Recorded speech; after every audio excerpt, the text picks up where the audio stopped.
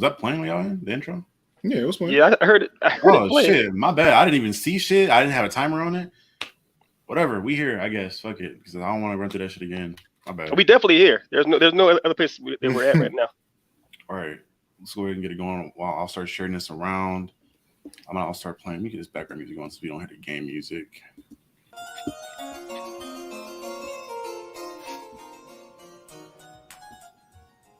Still fitting. Oh shoot. Oh, hold on one second. Holy, all right. No, for some reason I lost connection to the PS5. Hold on. Then I turn my controller back on. Hold on. You do remember you should have the controller connected to the PC, right? That's right. I forgot that actually. Thank you for telling me. Mm-hmm. 1 sec. I forgot something. Anyway, I guess the key things occupy while he's getting that set up. I know we talked about John Carpenter movies. Do you remember what we call Ghost on Mars with Ice Cube? Ghost of Mars? Yeah. With Ice Cube and Jason Statham. He was in that, wasn't he? I think who else was in that? Was it Pam Grier in there? I think so, yeah. Pam Grier was in there, I'm pretty sure.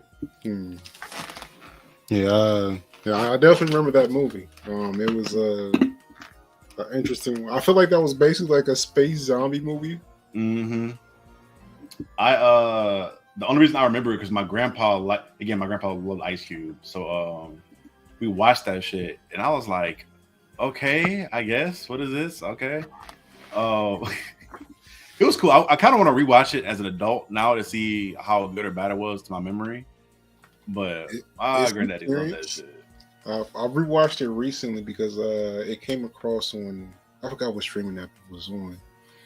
But yeah, I rewatched it and I mean, it wasn't terrible. It was an entertaining movie. The effects on some of the things did not necessarily hold up. The quality of the acting was uneven at times. Mm-hmm. But it's definitely entertaining to watch. If you're just watching it to have something to have on, you won't be bored. I guarantee you won't be bored.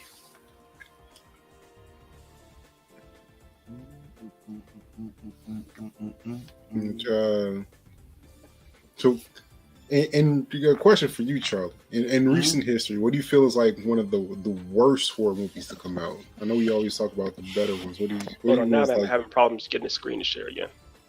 The worst one to come out? Why did the screen disappear? I don't want to shut this down. All right.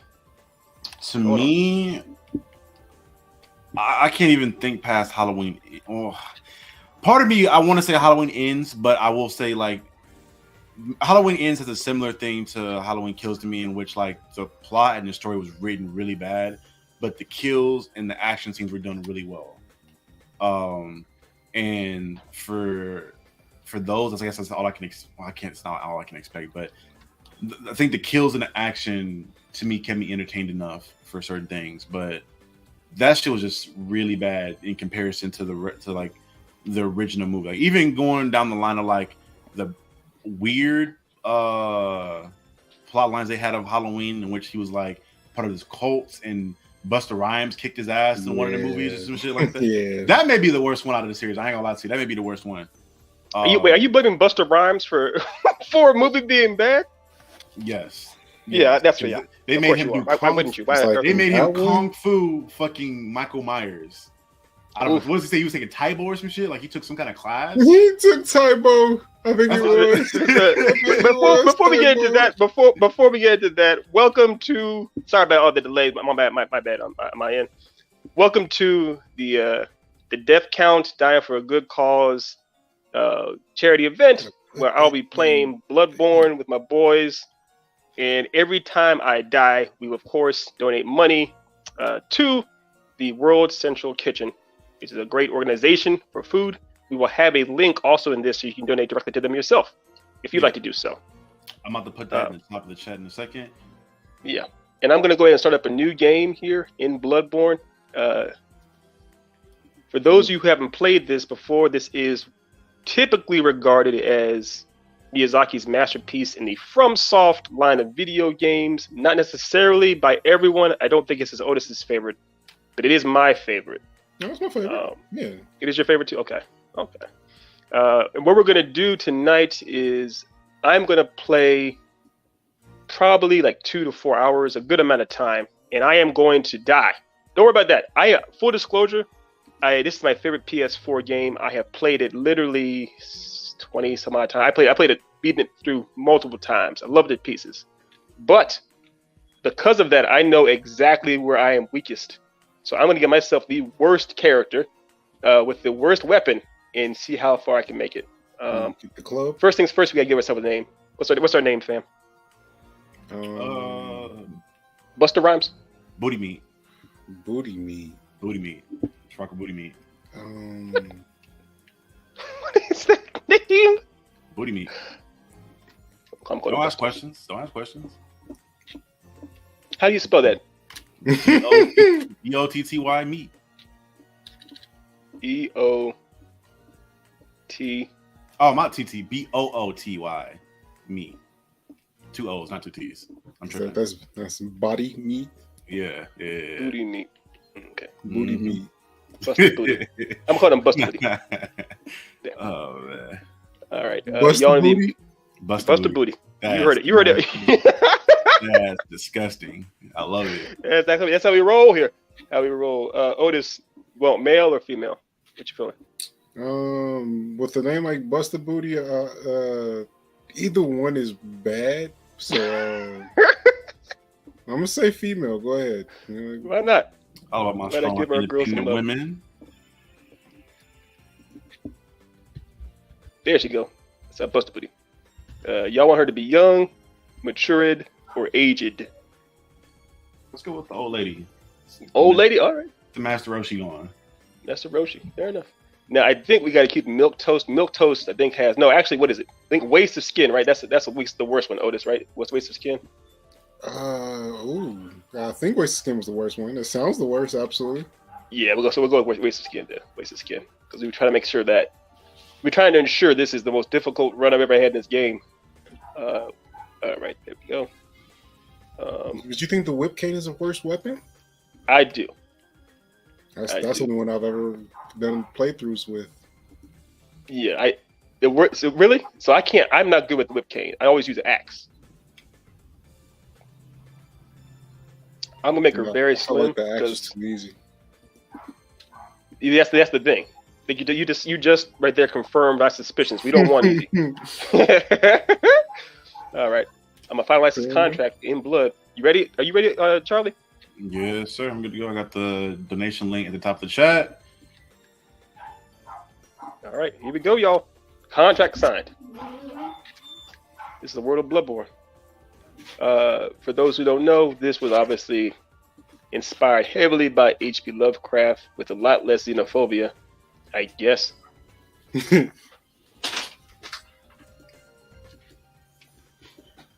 Now, Charlie, you haven't seen the whole game before, right? The whole story and stuff?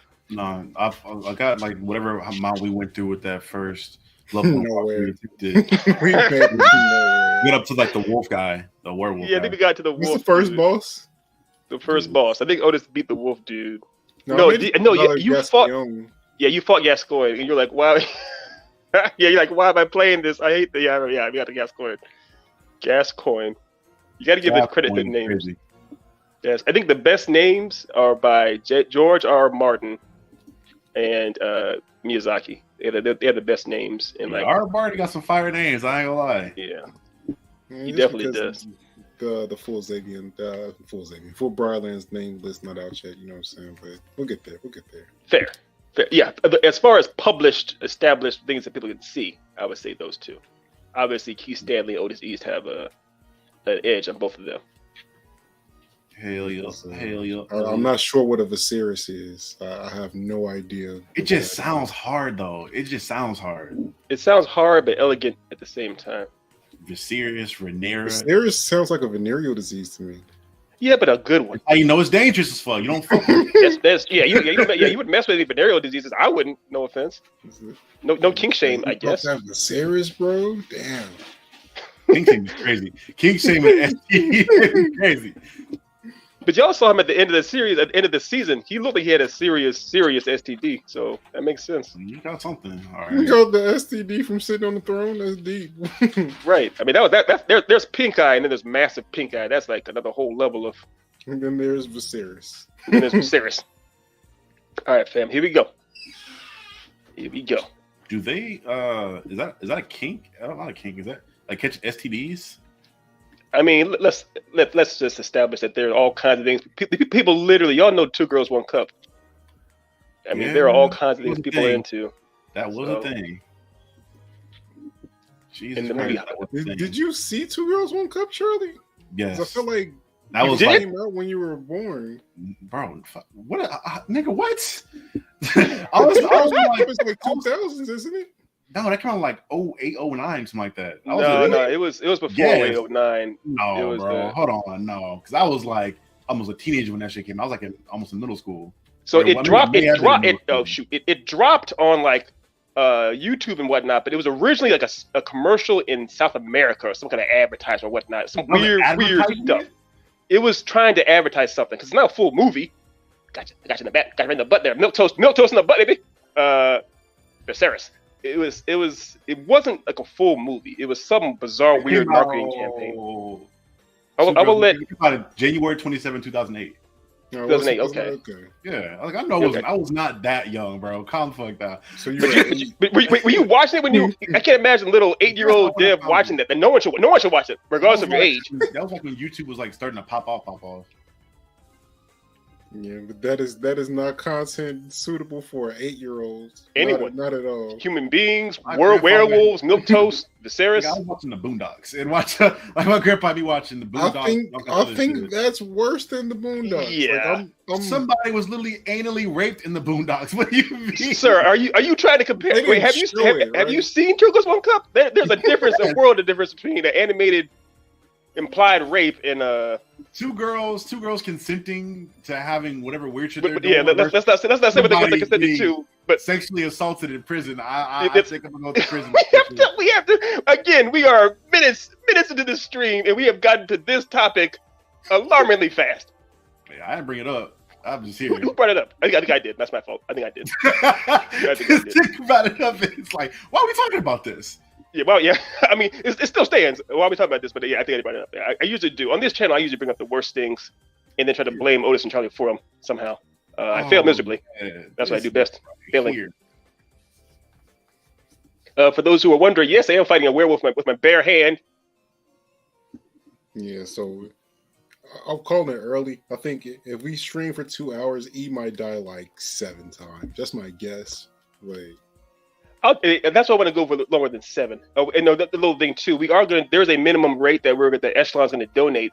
So if I don't die enough, don't worry. We're still going to donate some cash. Let's say I have an amazing MJ and I can't remember what finals it was game, right, where I don't die hardly ever at all. The game 6 versus Utah. We're still gonna 97, 98. Was that the flu game when he had the flu? Oh, flu game. No, that was during the regular season. I'm pretty sure. Oh, that's okay.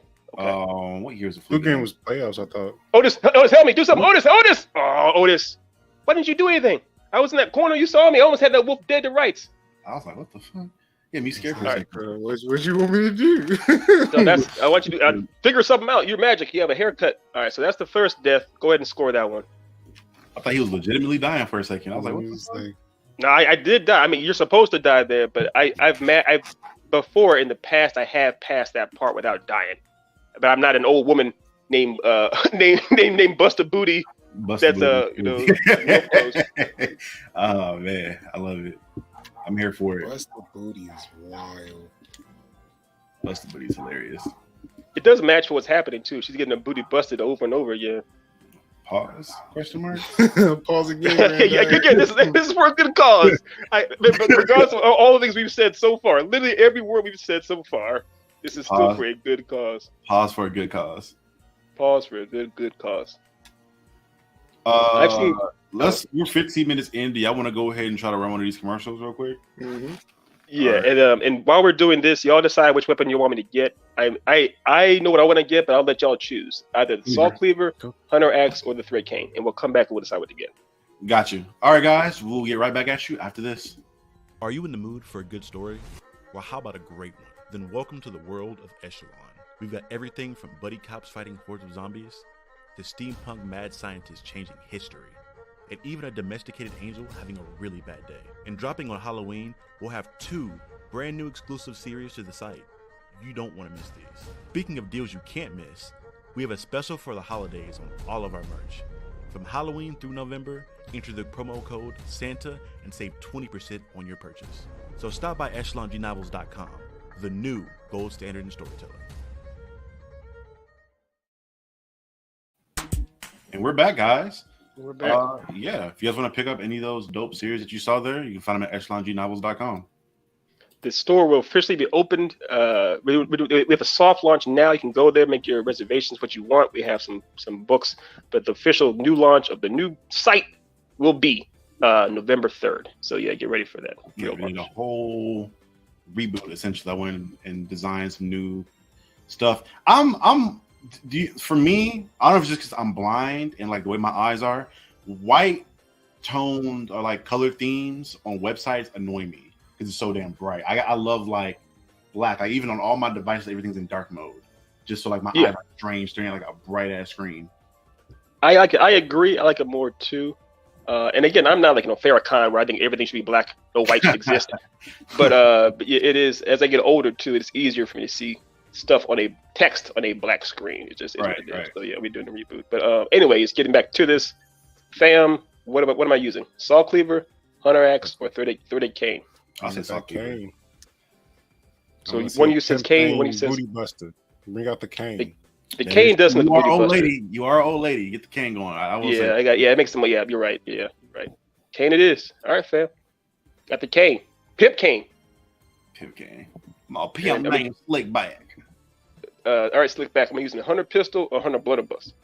The blunderbuss. Blunderbuss. Yeah. The blunderbuss does seem more. Yeah, it does seem more because she's got glaucoma, and you can't see straight, so you got to use something bigger to hit those broadsides of barns. She got glaucoma, all right. She got Glock. That Glock. Wayne say, hit him with the Glock, put him in the coma, and what the boy got? Glock. Oh man, Wayne just really said that. He really said that shit. Yeah, he did. You see that video of somebody like him in an interview, and they were like going off his bars, and he said, "He's like, I said that." That's crazy. I recorded that. I got paid for that. He said, I was hard, bro. I really did that shit. That's crazy. What's that? Real quick, the designated amount so far is $5 per death because this is Bloodborne. I'm using milk toast, bust a booty. I guarantee you, I will be in the hundreds of dollars by the end of this. Trust me. Probably. All right, this is your plan. Yeah. Otis. I want to see them get it difficult as possible, so we're gonna see how it turns out. But you got this. Wait, turn around. Yeah, you chose the right game for this shit. Oh. Wait, what is the? Oh, I don't have any blood. How do I have any blood bottles yet? Do something, Otis. What are we doing? Hold on. I did something wrong. There it goes. This nigga. Can you jiggy with this shit? There we go. I was nervous as a ball. Boy, there's some blood bottles. Good God Almighty. Is it triangle I push? It is triangle I push. There we go. Need another one too. For those of y'all wondering how the health works in this game, long story short, or mythology and lore short, you essentially are trying to stop the bleeding that you're having in your Nightmare on Elm Street type of scenario. So you stab yourself in the leg to like stop the blood from running out of your body. It's a weird scenario. Even I, who played it a bunch of times, don't quite understand it, but that's what's going down. And then there's the fight back technique of when you get hit, if you fight back, you get your health back too. Exactly. Fight back came from this anime. It was like, okay, we see what you're doing. We'll dub that into all of our shonen. Fight back. Is there anything down here? I don't think there is anything down here. Let's go, Buster. That's Buster Booty's horse. Claudius. Claudius. Claudius. Claudius is crazy. Hey, how you doing? Come on. Oh man. I asked Otis about this earlier, Ethan, but do you remember? Because I know we were talking about John Carpenter movies. Do you remember a movie called Ghost on Mars? Of course, I remember Ghost on Mars. I don't think I saw that joint. That was when that was like in the late '90s or some joint. He was doing all kinds of weird, like vampires, AD or something. He was doing weird stuff. Mm-hmm. I remember that movie. I remember it existing. Ice Cube. Yeah, Ice Cube. Ice Cube. Y'all remember when Ice Cube was actually great? Remember Friday 1? And that's it. The Boys in the Hood, I guess, too. No, Friday Yeah, 1. Boys in the Hood. Yeah, for sure. Boys in the Hood, Higher Learning. Are we there? Wait, was he Higher Learning? Was that him? Yeah, he was in that. He was Higher the Learning main was great. dude. Yeah, I forgot about Higher Learning. Yeah, he was in there. Him and Busta Rhymes. Yeah, no, Busta Rhymes was in there, and Michael Rappaport and Christy Swanson and all them cats. Oh, it wasn't. Yeah, Omar Epps was in there too. Omar Epps was in there. I be forgetting Michael Rappaport is an actual actor. What do you think he was? Well, cause you don't know this, but like he's always doing a lot of like commentating on sports. He does love basketball. Yeah. He does love basketball. I'm like, oh yeah, this nigga's an actor. I forgot about that. That's crazy. Yeah. Can we all agree that it's not necessarily proven that Michael Rappaport's not black? It's pretty proven. He's genetically, I think it has been proven actually. I mean, genetically, but he's one of the blackest white dudes out there. I wouldn't say that. He's a cool white dude that's down with black folks, but I don't know how to put him in the category of like he could be black in a different life. No, I'm fair. I'm not saying he's eating collard greens every day, but I mean that dude is he's a different breed. He's not like Matthew McConaughey. Yeah, he's not Matthew McConaughey. But you think wait, we're saying that Matthew McConaughey? Hey, bro. McConaughey? No, what? I'll stand. Yeah, are you still hung up? You are hung. You're still hung up. No, I stand by that. I'm very much sober, actually. You say McConaughey with his country weird accent. You say country like I'm not from the country. No, but his accent's more like a plantation owner than a person working in a plantation. Yeah. You feel me? They're all the same to me down here. They all sound the same. They're all the same to me. That's the stand on Fit Now. All white folks are the same to him. We all float down here. We all float down here, Pennywise. Should I go back here and get this thing? It's your call. You're the brains of my outfit. You got to do it once. You got to test how it goes against this all right. guy. Let's dance. It's for a good cause. Come here, Busta Rhymes. Ah. Woo! That was close. That was not fun for nobody. Yeah, don't forget you got to switch on that too to get some extra range with it. Yeah, the pimping. Pimping ain't easy, is it, Charlie? You know. You got a beard. You ain't tricking if you got it. That's all I'm gonna say. Woo! That's a big swing. I have only 3 vials left. Did T-Pain officially like make that a statement, a thing? Oh my God! I wouldn't be surprised, honestly. That's the first time I ever heard it. I've heard it like in a couple other like sayings, but those sayings probably came from that though. Jesus, this is the worst time to mention T-Pain and get beat up. Come on, T-Pain. That's what we should name the character, T-Pain. Yeah, that's the revisionist history. We'll call him. She'll be remembered as T-Pain for Thelma Pain. Is there anything back here, Otis? What am I doing with my life? No, I don't think there was anything important back there, really. Who designed this game? It's just Souls. Right. This is Souls. Oh, right, he's still alive. I didn't kill him at all. I think I took off, collectively 20 points of his health out of 100 million? Yeah, this is fooly. All right. Oh, I'm alive. I'm actually alive. I'm running. Like, oh, you survived that hit. What are we doing? All right. I'm going to see how far I can go into this town before I get shellacked. Because I'm going to get shellacked. Shellacked is crazy. I'm going to get shellacked like a grown-ass man. Without paying his taxes and... You saying shellac made me want to bring up a Kanye West joke, but I don't think it's the time for it. Yeah, that's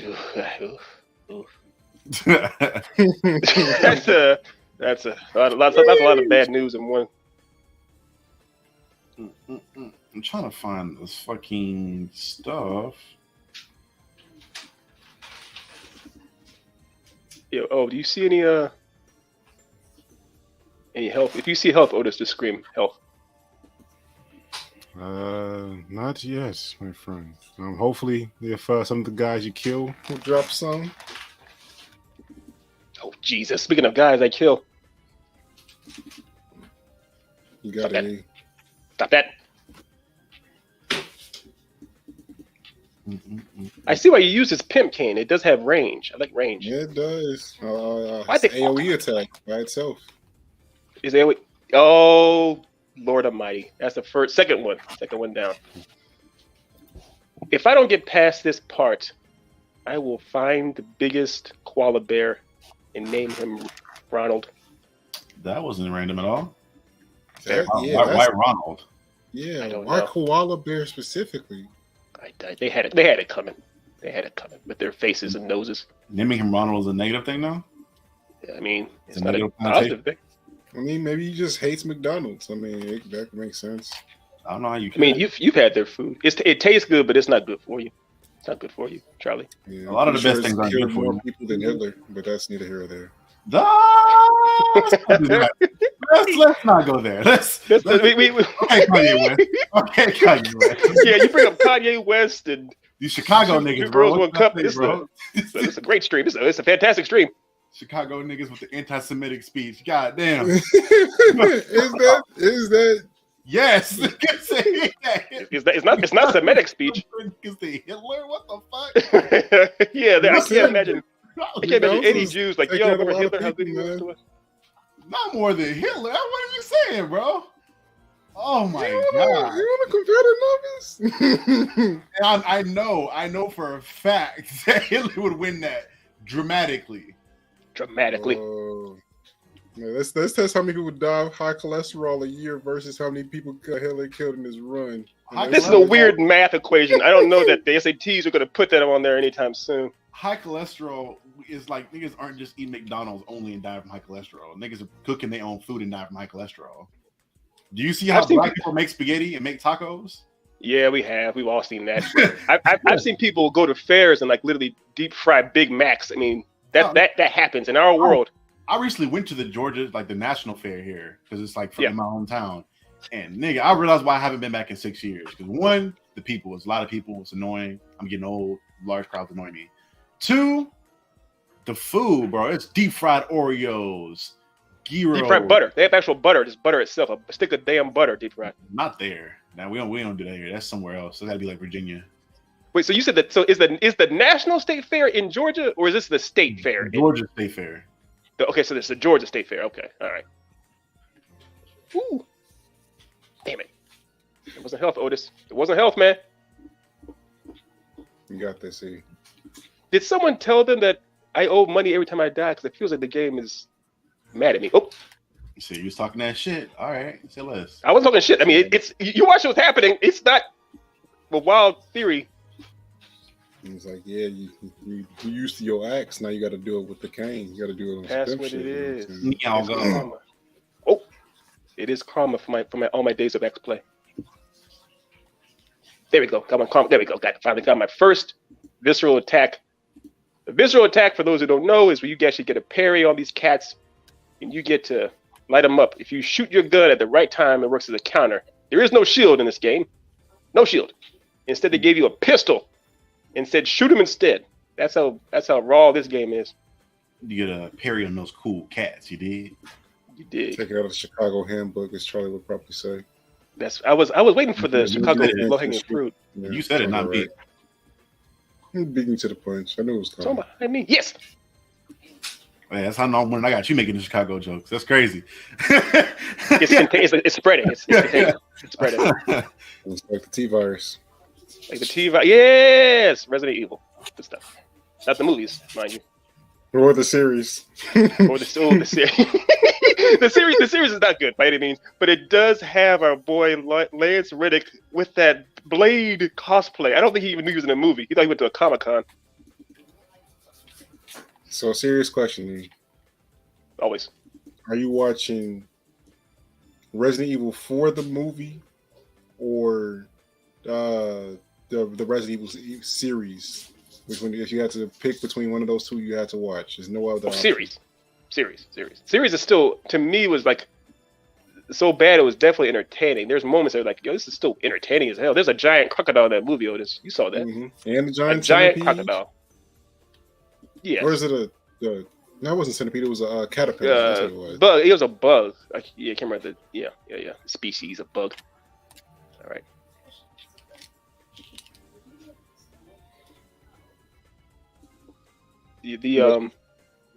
Have you seen any of the Resident Evil movies?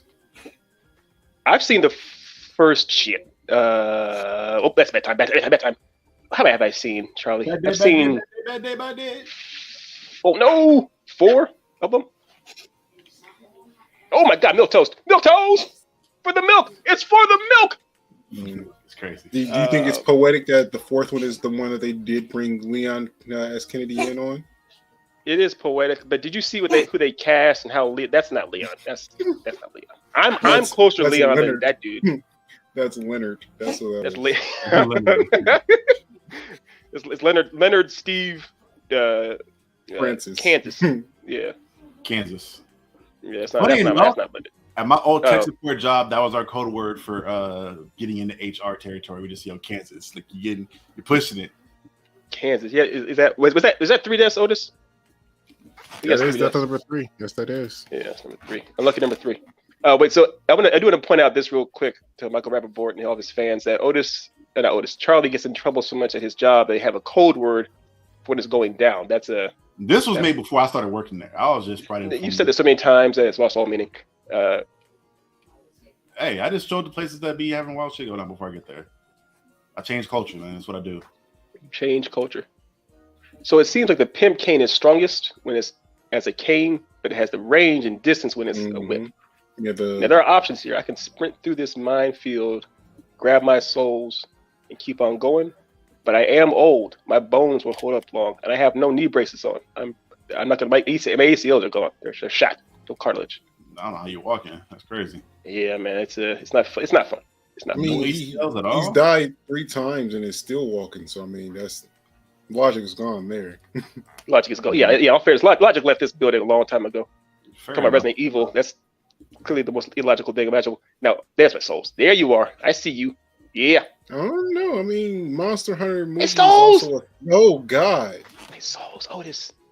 My souls. All of them are gone. But in all fairness, I would have wasted them on something stupid. So, quick question for you, Ethan. Off the top of your head, can you remember what folder you sent me that damn cover pinup for Echelon in general, like all the characters on one thing? Oof. It's like a million fucking folders, and I'm looking for it. I cannot go. I'm going through all of them. I can't find it. There was at one point, I feel like I was trying to have it where I set up a big conglomerate folder for you where everything was. I don't think I can't remember that one is. It's not in here. I see that one. I just sent it to you. I may have just sent it to you by itself. I can't remember actually right now, Dev. I'll just keep looking. You're good.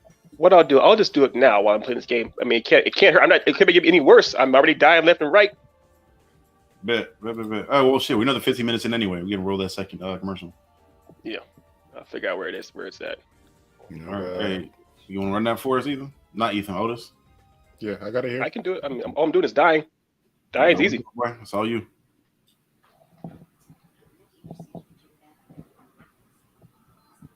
All right. We'll be back right after this. And we can't hear anything. Did you had to put share along with the Yeah, you should audio. Share audio. It's not yep, I did. I thought I did, but I guess I didn't. That's okay. Technical difficulties. Yeah, welcome to Yarnum. Technical difficulties central. Oh. Yeah. The audio should be in there. You not hear it? No. I'll start it again. Let's turn it up.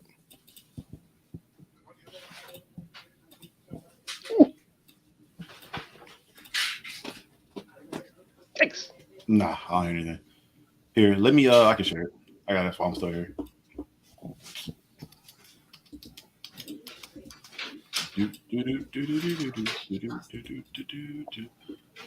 Next time, just share it from the video file. So just hit video file. It is shared from the video that's downloaded on your system. So like this. Let me see your colors. I want to know, do they fade to black at the drop of a single tear?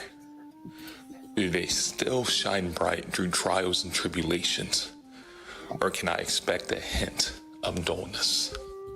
Let me see your colors. I want to compare them to mine. I need to know if the demon that's inside is this an immature child or an adult with a valid point. Son of Satan, SlawNovels.com.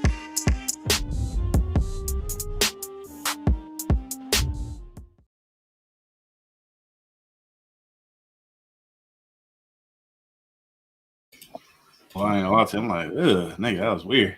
Not weird, but like creepy as fuck. I ain't gonna lie to you. That's my boy. I was like, you said that? Unsettling. It's unsettling. It matches They the whole accomplished more than game. that Guillermo del Toro did. Oh, we already got jabs. So let's go ahead and actually, since you brought up the Guillermo del Toro, are y'all fans of him outside of that series? Okay, I am. He's done some of my favorite stuff. I'm still a huge fan of the Hellboy series. I do like Hellboy 1 and 2, and I like him as a person. Did he work on Blade 1 or was it just Blade 2 he worked on? It's just Blade 2. Just Blade 2. Okay. And that's the one movie from him I can say like I really enjoyed. Like Hellboy was cool. Like I like Ron Perlman.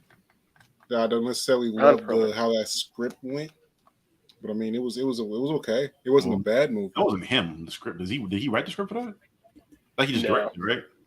Wait, you talking about Ron Perlman direct? Ron Perlman or Del Toro? Okay, yeah, that's right. I think he just directed. Yeah. Guillermo directed it. Again, the Ron world Perlman's building there, the monsters all look dope. Like what's Buddy's the monster? I can't remember the oh my fucking god, I'm mad that I can't remember it right now. Samael, the fucking dog monster thing, the demon monster thing. That was dope.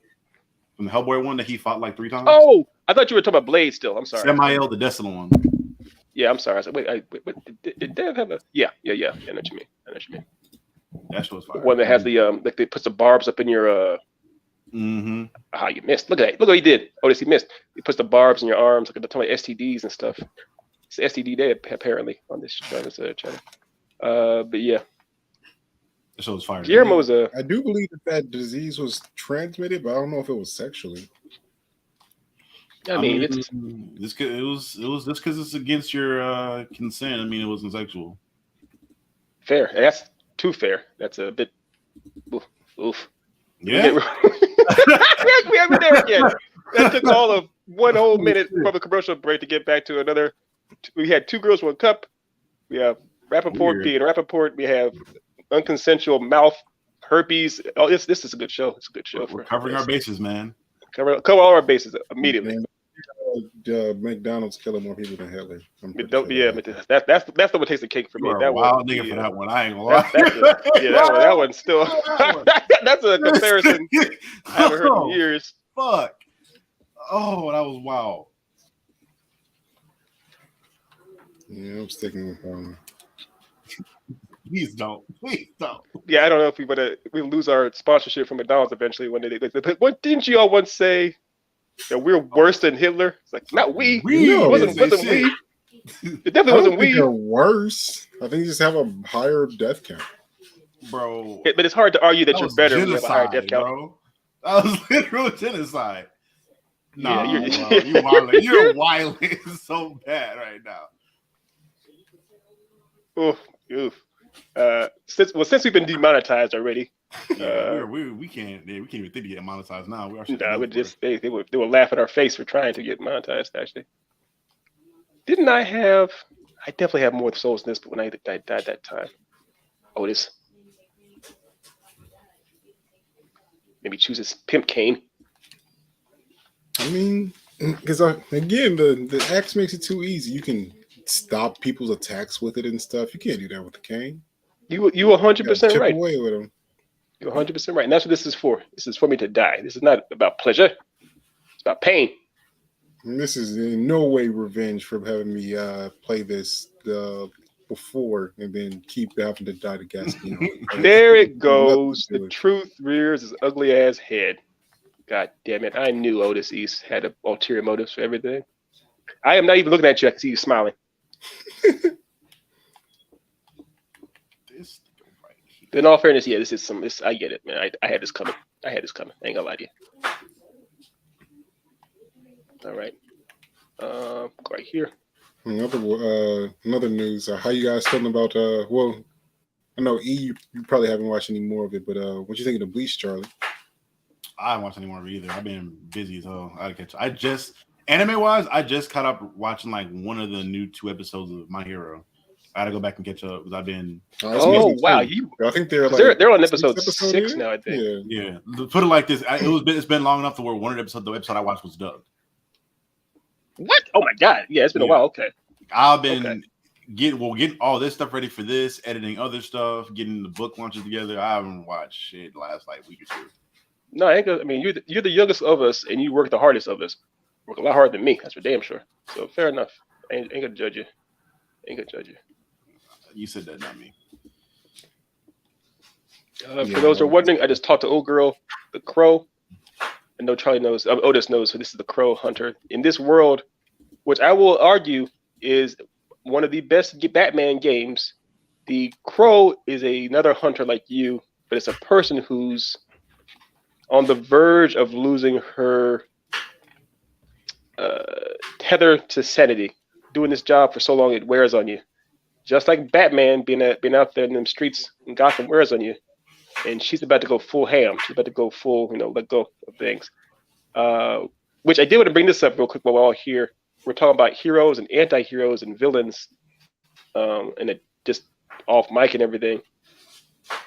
Do y'all think anyone really qualifies? What is y'all's definition of a hero, quote unquote? So for me personally, it's more so there's a couple qualifying factors. One of them is you sacrificing for the greater good of the masses. Whether that's a hero not being able to be with the woman he loves because of dangerous reasons, or this individual not being able to just live a normal life because they have to be committed to saving the masses from whatever threat, either the world or whatever skill it is. They're committed. They're sacrificing something they really want or need to some extent. Okay.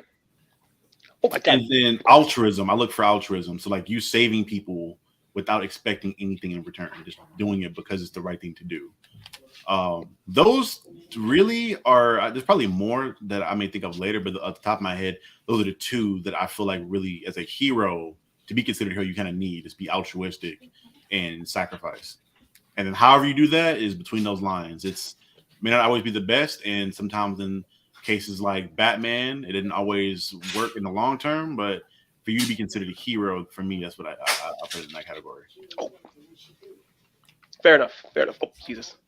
Yeah, I think those are all valid points. I do think that on some level, if you're gonna be a hero, you should be willing to sacrifice yourself. I think you should be willing to make a sacrifice. I mean, lose something too, not sacrifice yourself as far as dying, but make a sacrifice as far as choosing the benefit of others over yourself.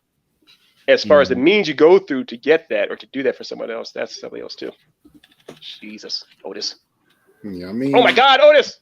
A hero to me is essentially a Boy Scout. You have to do the right things, say the right things, protect people, and you have to keep your nose clean in the process. And honestly, those type of people kind of bore me. So they don't exist. There's no to me, there's no such thing as a Boy Scout character, because that implies you have no not moral compass, but no immoral thoughts or actions that you want to take or that you have taken before. Like when you said they don't exist, you mean that in reality, in our world, they don't exist. In reality, they don't exist. They're unrealistic. Yeah. Even in like comics or storytelling, I don't think they exist. There may be some people that they want to make them appear as that, but if you get into like their stories or different runs and things like that, like those characters have done some of the most immoral shit possible. And no, to me, that doesn't exist. Right. I agree. I literally said those words. But I still think that there are characters that qualify for hero, even if you do things that may seem immoral at times. I think just existing like in our world, we live in a very non-binary world. We live in a world full of gray, and in our world, I still state that there are people that are heroes. We all know that. Yeah. Martin Luther King had extramarital affairs. I still see him as a hero. Well, that's not confirmed. That's something that the FBI put out to try to get something on him. To me, it's like the tan suit thing with Obama, where it's like there's literally nothing we can put on him, so we're gonna make some shit up because there's no let's actually happen. Let's follow that thread that Nelson Mandela was in prison for 20 years. Mm-hmm. He by the courts and by law, he was considered a criminal. I don't think he was one, but he was in prison for 20 some odd years. I still see him as a hero. So what I'm saying is it's a more complicated scenario as far as like, oh, you did something wrong, or you broke the law, therefore you're wrong, you're evil. And in comic books, they had the whole heroes code for years where the heroes couldn't kill nobody. It's like, I don't know that leaving everyone alive is always the right thing. The police are a weird example, but still, these wars wouldn't exist. Yeah. But that, to me, that's why that Boy Scout character to me isn't necessarily a hero. I wouldn't consider that a hero. Yeah, he's not a hero to me. I don't think you can't be a hero. To me, it has to be a thing that can actually exist in the world. Like heroes, really? Yeah. To me, yeah. Not literal in the sense of like superpowered individuals, but as far as like morality wise and value, like there are real life heroes. Therefore, like your hero, like this needs to be. I need to be able to believe this is our actual person to some extent. Like this person could exist for them to be a hero. Like you got to have not complex morals, but your morality should be questioned to some extent. Like, or rather you do something, right? Hey, you're gonna make a mistake at some point. Was that morally wrong? And you can like, oh, I fucked up. I can admit to me fucking up. Or sometimes they don't want to admit to it, but something wasn't right there. Like you can acknowledge you did something wrong. That's why that's why main reason I don't like the characters like Superman or Captain America, in which some people, like in some stories, they try to make them the Boy Scouts. I'm like, that's not realistic at all. Yeah, nobody's a Boy Scout. Right. Yeah, I don't like those characters either. I've always gravitated towards the anti-heroes. I like the Punisher. I like Deadpool. I like the people that will do what they have to do to achieve the means, because those are the people that actually really get things done in the long term, in my opinion. Batman. I would argue that's what makes you a hero. Is that you're willing to do what needs to get done, even if it's not pretty. And it is, the term, we come up with the term anti-hero, but I feel like in a sense, that's a true hero, is someone who is willing to be the bad guy or do something. But that should have worked. Do something nope. Do something that the general masses are afraid to do. Right. Again, going back to MLK or whatnot, it's like, these are. That's why people gravitate to them, because there's the most realistic. Like, you have more in common with them because they're actually the actual people that deal with not regular people problems, but they deal with problems that people go through as far as questioning morality and ethics and shit like that. Yeah. It seems more human. Yeah, even with Spider-Man's probably the closest thing to the Boy Scout I can think of. But even he has ethical and moral values that he struggles with, as like from being a hero. Or he'll fuck up or do something and question it all the time, or like question himself. And it was what I'm doing right, or how I'm handling this right. Otis, how many is that? Is that 5, 6? That is 5. That is number 5. So Spider-Man is definitely, he's a fan favorite, what we all like. Even just the idea of him clearly choosing to do, talking about sacrifice, he chooses to do the hard stuff. He doesn't actually want to be a superhero most of the time, but still chooses to do it. He never chose to be bit by that spider, but he still takes on the mantle of wearing the mask and doing what he has to do, more or less. So I think there's different. If you get into the morality of somebody, it's not their hero. Also, sometimes a hero can be someone who just does a good thing, and that's it. They may have a horrible life. They may do a whole bunch of other messed up things, but ultimately, if they're able to stand up and do one good thing, that's okay. In my eyes, you will be proved yourself a hero today. That's enough. You don't have to be a hero all the time to be a hero. Exactly. But that's just me and my tangent on shit. And I think that's why you look at a lot of Captain America and Superman stories and why they're so bad, because they're so unrelatable.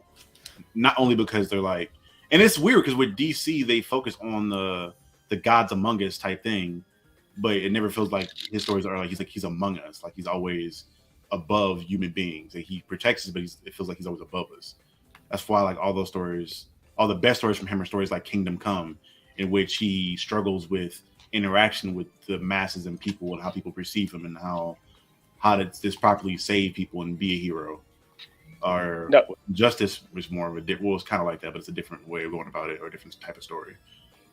Now the stance that all Captain America and Superman stories are bad is Charlie's and Charlie's alone. That is not the stance of this podcast for me. They're not all bad. I just said majority of them are boring. That's the ones that right there. The ones that stick out to me the most are the ones like the Hydra arc where Captain or Red Skull went back in time and made Cap a Hydra agent, in which he's struggling with morality and things of that nature, and he's evil at that point.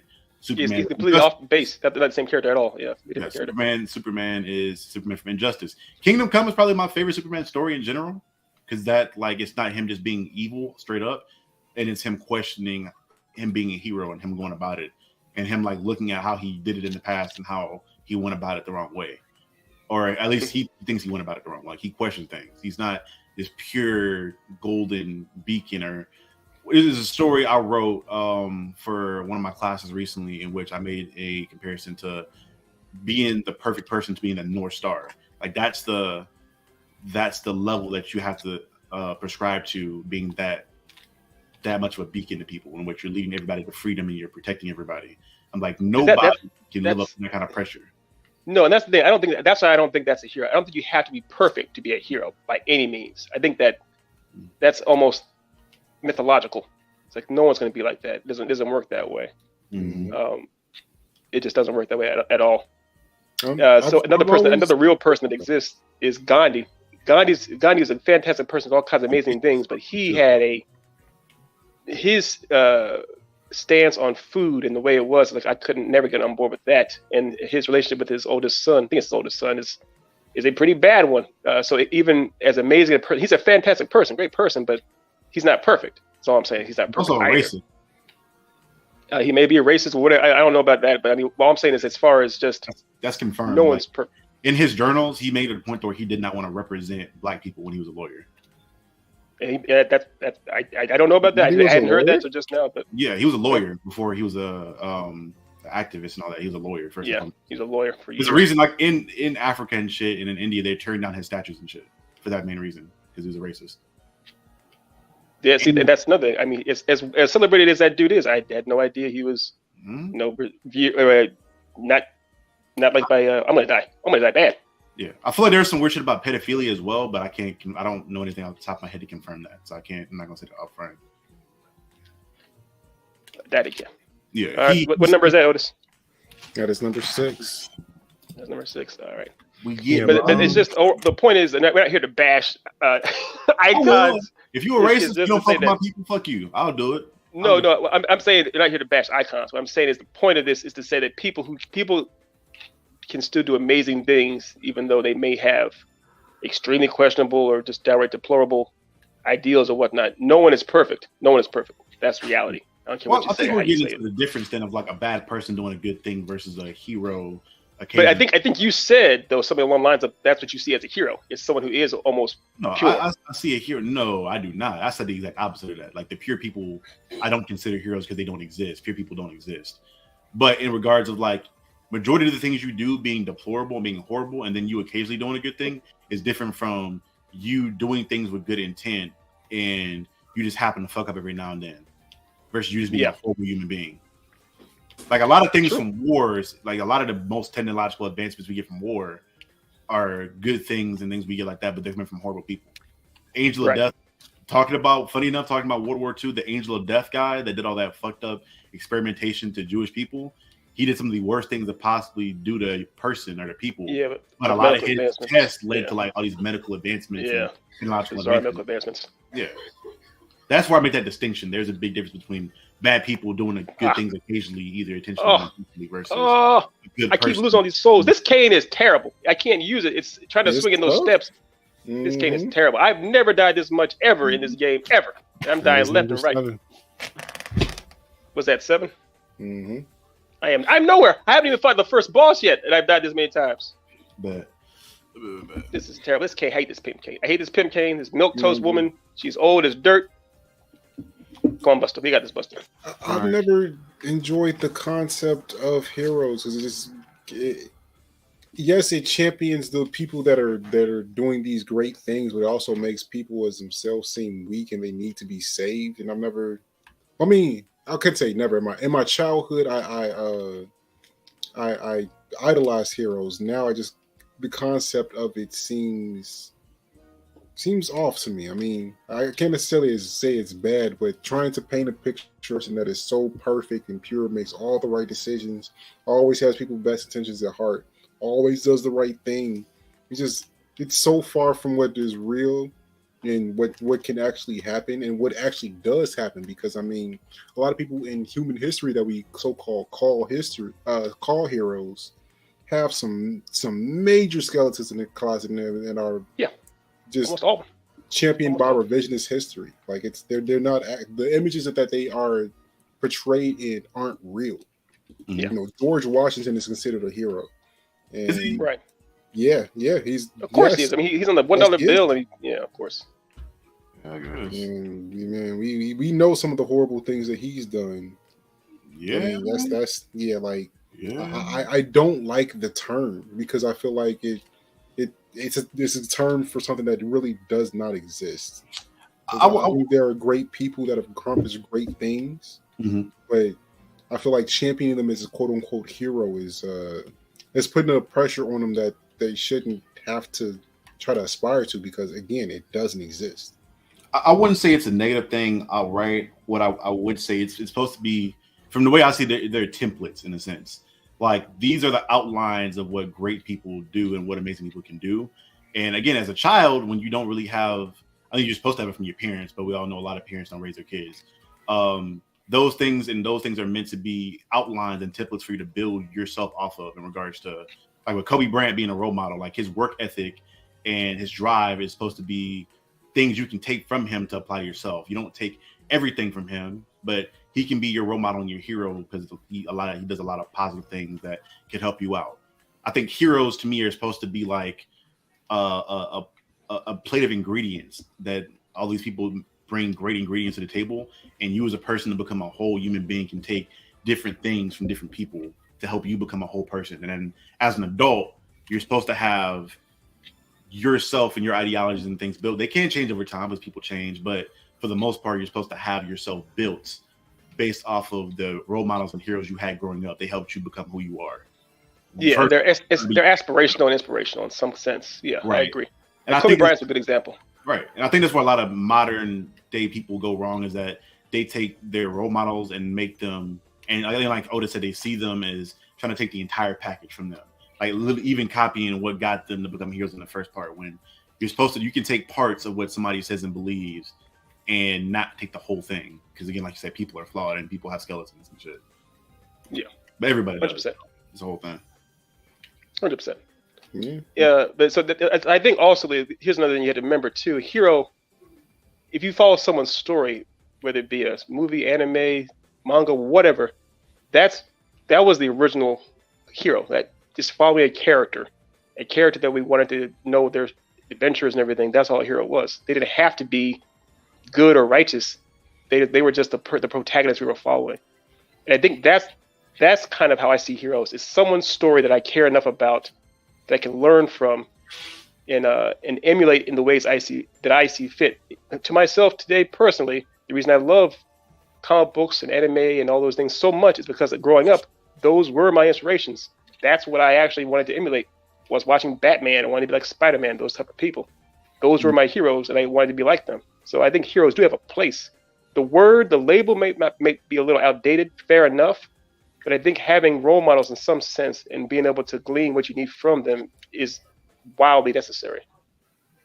Yeah, I mean, I also think there's a difference between a role model and a hero. Like there's a reason why those are two different terms. They are, but that's more so. To me, I think they're very synonymous. To me personally, there's not too much of a difference in regards to, they're both individuals you think highly of that did amazing things. Granted, it depends on, like, if you're looking at hero in the sense of like a superhero, but just the word hero, I see them as being very synonymous with the role model, because you're kind of doing the same things, literally the same things with them. There's not much of a difference to me personally from my understanding of the two terms. Do you think a hero has to be more active or engaging as far as doing something in a No, I don't think role models or heroes need to be. No, actually, Otis. I'm asking Otis. Yeah, I do feel heroes have to be active and engaging. Role models just do good things. Right. Heroes have to be rescuing something. They have to have a cause. I feel like that's also a part of what a hero is too, is actually having a cause and serving it as well. And I mean, again, another thing is outdated. Like having your whole life attributed to a single cause, I feel like is another thing that we shouldn't do as people. Like you should never just be one thing, have one agenda, one goal. Yeah. Mm-hmm. I saw a video. I sent it to Craig a little bit ago on Instagram, in which a guy was kind of breaking down what he believes a large problem with human beings in the world is in general, is that people will raise their children under one banner or one identity. So rather than be like, I'm black, I am American, I am this, you do that. His point was that you do that, and then those people then believe that those singular identities that they're raised underneath are the best thing, and you think lower of other people. Mm-hmm. His head was like, if you just raise people to be people and acknowledge there are differences between us, and that all causes are equal and things like that, and you kind of work on them having more than just that one self-identifying identity. I just said that twice. That makes no sense. But having just that one identity, then people would just be better people in general.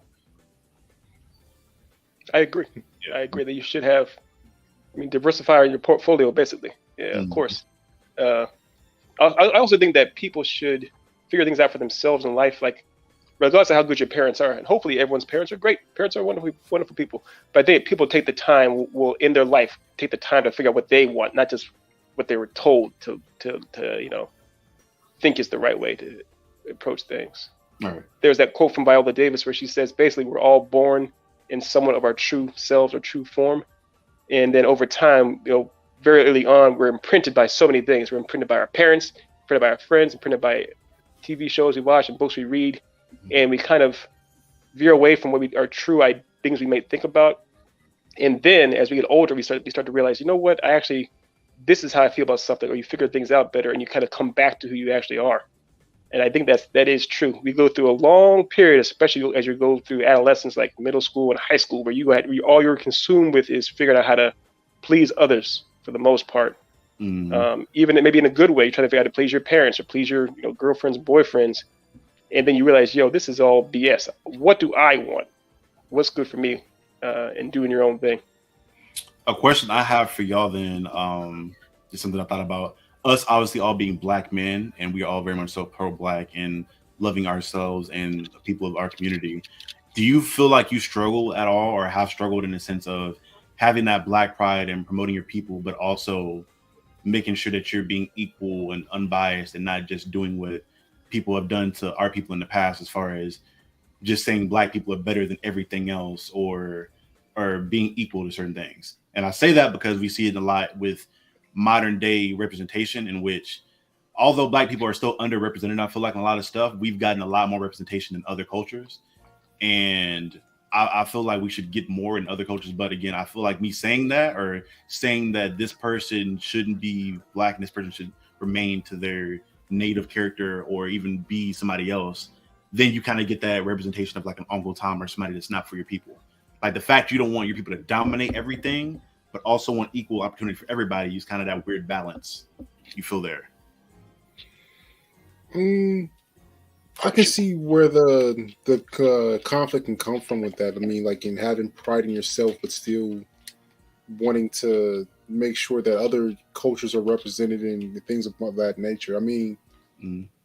But I've never really had an issue with it because I don't know.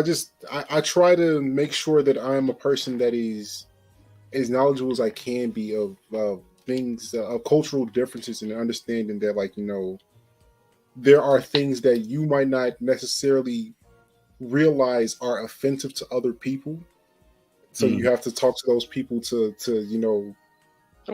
try to find what those things are. All right. And I feel like if you maintain that, it's easy to not go along that balance, even if some of the crowd is saying that you are over that line. And it's like, you thinking that Asian people need to be represented. You're an Uncle Tom too, but the Asian version. I don't know how that works, but I see stuff like that all the time. Uncle Lee. Yeah, I guess Uncle Lee. I think that might be racist in itself to say that, but I mean, of course it is. I said it. But yeah, like people, the norm, the meta, the universal idea that people have of what it is to be black can I guess kind of get skewed. I just think that we us as a people just need to be in a position where we recognize that our culture matters as well as all other culture. That just makes sense, because the only way you can truly have that freedom, that equality, is if everybody's there and not just one particular group. Because I mean, this is going on a whole other tangent. I'm not going to go down that rabbit hole. But yeah, you just got to be accepting of other people's cultures and seeing how those cultures can benefit yours and vice versa, how you can benefit theirs. Mm-hmm.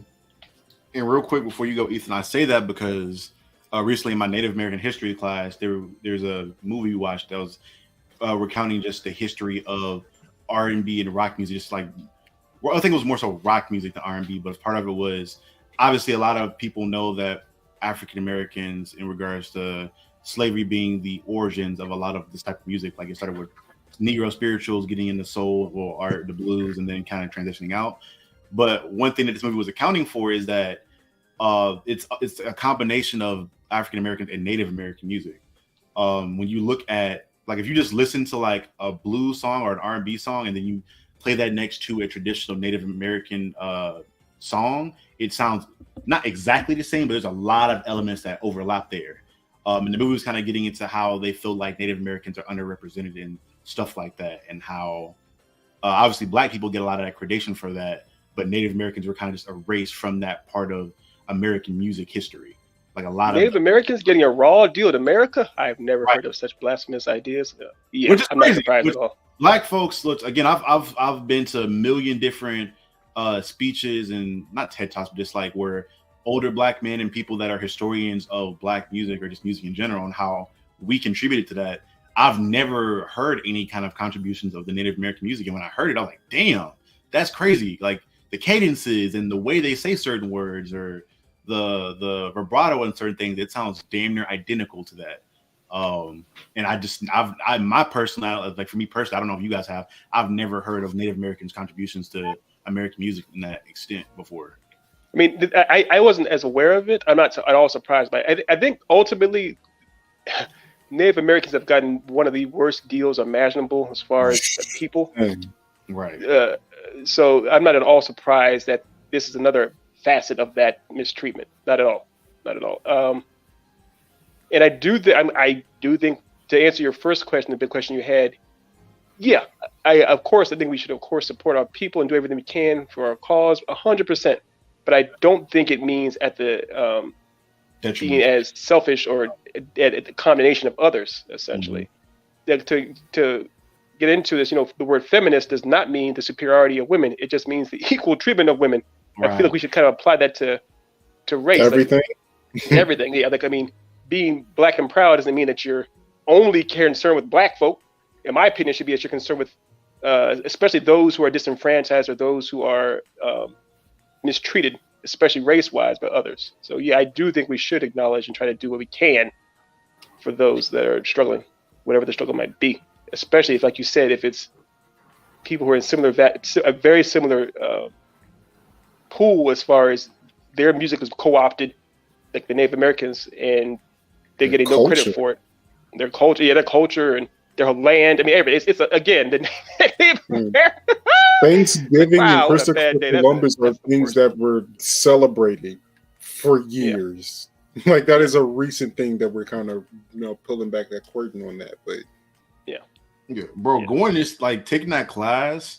Obviously, I knew about a lot of the crazy stuff that happened to Native Americans, but like that's not even speaking on like the stuff in between that. So obviously they were murdered and the land was taken, but like in between that, they were like, hey, assimilate to our culture. Like we're gonna take your kids away from you, put them in our schools, and then make them Americanized and white and keep them away from your family, away from their family. And then like put you on these reservations away from people. We're gonna make you assimilate to us. And then once you assimilate to us, we're still gonna do some more fucked up shit to you and say that you weren't assimilated to us. It's wild. It's crazy. I was like, damn, boy, I feel bad. There's like a reason, like I know like 3 Native American people in my life, and like 2 of those guys are mixed with something else. They're not like Native Americans from that culture. They just do that by blood. I'm like, that goes with like the fact, not just me, but maybe other people too. I don't know how many other Native American people you know from that culture that grew up either on a reservation or grew up within their own culture like that. But that for me and what I've seen, that seems like a rarity. Correct me if I'm wrong, where you just meet Native American people that know their culture like that. I mean, in my experience, I only had like a couple of Native American friends growing up, and I have only a couple now, honestly. But the ones that I'm closest to, he does know a good amount about his culture, but he's not like super hardcore gung ho. But he does know a good amount about his particular tribe. Like not Native, because it's obviously several different tribes. But he does know. Shit, in Georgia alone, the Choctaw, Chickasaw, Cherokee, Seminole, Creek, there's 5 at least in Georgia alone. Yeah, I don't just not even get into like the ones on the other coast in different parts of America. Preach. And then, I mean, even going since then, like you look at the quality of life in the Indian reservations that are still out to this day, and it's third world country level. All right. Some of them don't even have hospitals in themselves. They have they gotta outsource for that. You know what I'm saying? Like outsource for a hospital. That is a dark concept. Bro. It is crazy because you can see like with the there's obviously a lot of parallels between the struggle they went through and Black people went through in America. We already know all the generational trauma we go through. That's not even speaking on like the high levels of like domestic violence and reservations and things like that are pretty obviously coming from all the crazy shit that happened from all that generational trauma stuff that they're still working with. I'm like, I'm not comparing trauma at all in regards to African Americans and Native Americans, but it just, you can see just how bad they got it. And I think obviously it's pretty obvious they get a lot of the bad end of the stick in regards to their recognition and gradations to anything going towards America. Like they were here just as long as everybody else, but they don't get talked about at all. They were here literally longer than everybody else. Longer than everybody else. Yeah. And there's still a good portion of our country that still calls them Indians, which is totally disrespectful. It is. Some of the tribes and some of the people too call themselves Indians as well. Like that's, I don't know if that makes other Native Americans mad at all. I don't know if that's like the N word for us, but I know there are like a lot of like Native American tribes that call themselves the Indians of, like there's literal congregations and like political groupings of like we're the Indians of such and such. Right. Because I think it's they obviously think they go by American Indians sometimes too. They are called that, so that's one thing. But the weird thing, of course, I got to bring this up, getting back to sports, and I love football. You know how much I love football. The idea that it took forever for them to stop calling them the Washington Redskins. Yeah. And then it's like, okay, fine, y'all are just now the Washington football teams. Like that's like we're gonna be petty now. Thank you. Watching the football team. Yeah, it's something they're trying to punish us for trying to look at. It's like, why would you? Yeah, but or at least pay them. Like do it. I think not the Braves. I think it's FSU. The Seminoles were like they went to the Native American tribals like, hey, can we use this? They're like, yeah, as long as you pay us, and they gave them the money and they use the name. Like, that's fair. Yeah, fair enough. Yeah, it's like all you gotta do is like ask them if they're okay with it, give them the money if they're okay with that. If not, just change the name, bro. Yeah, I'm not opposed to that. Like licensing we all know how much make that money. Give them some money. Go ahead. They deserve more than that, but money's fun. We all like money. Otis, did I get that torch? I didn't. Did you get a torch? I didn't see you. I got a hand torch, but not the real one. All right. But y'all, I gotta take off to go to this thing. Hopefully the stream continues to do well. This is fun. I have fun. We need to do we could probably do one of these. Y'all want to try to do one of these like every holiday? I feel like. Sure. There's always a cause that needs money. You're right. Yeah, just for charity, money, things like that. We can try to give back to people. That's why I really love the idea of doing this when you brought it up and jumped on it so quick. Because me working with so many nonprofit companies and seeing how many people are in need of stuff, like if we can help contribute to that to any extent, I would love to. Absolutely. And we all know that I live in LA, therefore I have no money to my name, so I know what it's like to be in need. I am much better off than plenty of those who are on the streets and everything else, which is why I want to do what I can for them. But I know how much it sucks to not have to know where your next meal is coming from. It's horrible. It's horrible. So yeah, so do what you can always. And we're still here. Otis and I are still here, and I'll be here for a long time, even if Otis wants to tap out. So don't worry, we're not going anywhere. Yeah. Before I leave, though, I'm going to go ahead and roll one more of the commercials. I think we're like another 15 to 20 minutes in. Or are you about to? Oh, he's not about to die yet. Well, he may die in a second. We'll see. I may. Oh, there's two of them, so I may die right now. I see you went and had to go purchase a secondary weapon. No, I didn't even purchase it. I didn't purchase it actually, but when I was cutting down those things, little spoiler alert, little pro tip. One of them is that saw blade. I am all for giving money to those who need it. Don't forget that. But dying over and over again in the same place, like, okay, this is plain old fashioned unentertaining. So. Otis, when you get ready to run the commercial, just go when you go to present, just hit video file, and it'll just click the actual file you have downloaded on your computer, and it'll just pull it up and play it, so you'll hear the audio and everything. Versus just like sharing the screen. Yeah, don't do it now. It'll take the camera off from full screen and everything. But I know. Okay, I didn't know. My bad. It looked like you was about to do it. I'm like, hold on, Nick. No, just downloading the next one so it could be ready by the time we show the next one. Gotcha. All right, y'all. I'll see y'all. Well, I'll talk to y'all probably like right after this. But again, everybody, thanks for tuning in. See you guys later.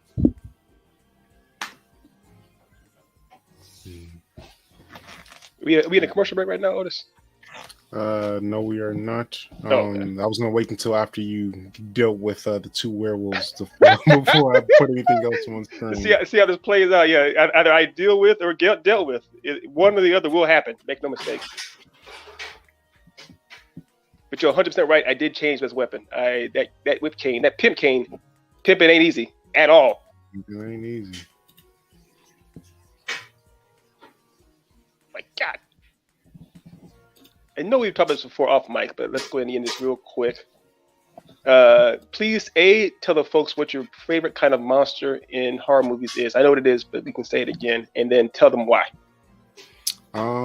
It's zombies. Yes, sir. By a large margin, just because a part of me really wants the zombie apocalypse to happen, because I think the world deserves a little bit of anarchy to that level. Because I think the one that we have now is broken in a whole different way, and there's no real way to overthrow it in one go. So fuck it, nuke it, zombie it out, and then we'll start from scratch. Fair enough. If we were in an anime or a manga, I feel like you and I, there's so many animes where they start off with their best friends, or even Charles Xavier and Magneto. I feel like there could easily happen where you and I end up on opposite ends of a spectrum. Even though we're like best friends, it still could be another spectrum down the way. But anywho, until that day comes, yeah. I think one thing that's cool about zombies, you and I both do love zombies. In zombie dystopians worlds, it is fun to see people's true colors. Inevitably, people you end up revealing. You see what people really like when you have when people go back to their baser instincts, and that's bizarrely fun. I don't know if fun's the right word, but interesting. I always enjoy seeing as far as this. You may think you're civilized, but once the power is turned off for an hour and a half, you have no internet for a day, things get really real quick. Mm-hmm. Extremely quickly. Yeah. I mean, and that's how I know that I'm not the person that's built to be the superhero in those stories. I'm not the Boy Scout. I'm a very, I wouldn't say self-serving, but I serve those who serve me. Like, if you're Team Otis, then I'm Team you. And if you're not, I'm not it. Yeah, fair enough. And I guess in a way that's kind of society's built on that too, is the idea of those who help people who can help each other survive best. the whole hunter-gatherers and everything else. Like even in our society now, it's like you had to have a job. The whole point of a job is that you're serving society. The workforce is serving society. So if you remove your value, or if you are deemed unvaluable, you are kicked out. So of society, if that makes sense. Well, I mean, in America, that's called being homeless and getting treated to a whole other level. But that's another tangent as well. It's called capitalism too. Yeah. He fall down, Otis? He did fall down. Okay. Yeah, good news, he fell down. Bad news, I think I have to go down there where he is. And he's also mad at me, like really mad at me now. So that's what about you? If you have a favorite of monster, what would it be? So mine is actually, I do love me some zombies. I really, really do. It's probably werewolves. Partly because we were talking about our favorite moments in horror movies and things of that nature. Did you ever see American Werewolf in London? Mm-hmm. You know that transformation scene? Mm-hmm. The epic classic one. Classic, yeah. I love it to pieces, and I love the idea that werewolves are like the extremely tortured souls. Oh my God! Wait a minute, where'd you come from? Werewolves are extremely tortured souls. That guy. Not right now. Jesus Christ. How many is that? Is that 8? That's number 8. That was 8. Number 8. Okay, that was 8. Werewolves are the idea of, in a sense, it's a trade-off. You get a lot more powerful people typically in these stories. You become a much more powerful being. You get enhanced senses. Oftentimes your personality changes. You're a lot more confident. All these different things happen when you're a werewolf. When you even just after you get bit or scratched or what have you. And you only have to deal with the transformation once a month during full moons or whatnot. But it is a very, very overwhelming and visceral change that happens. So because werewolves in and of themselves are somewhat sympathetic villains or monsters, I always kind of gravitate towards them.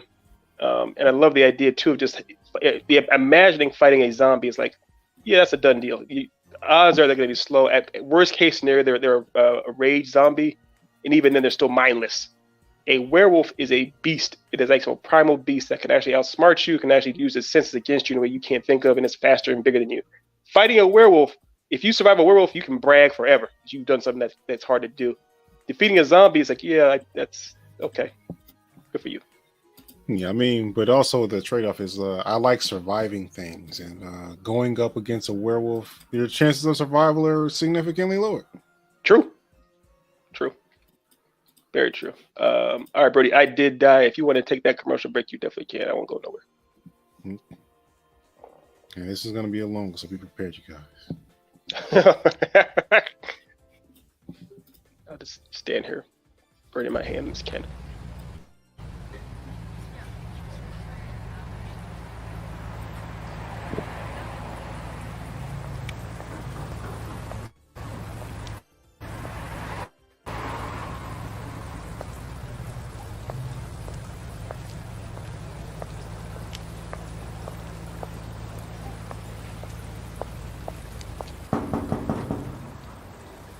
Yeah.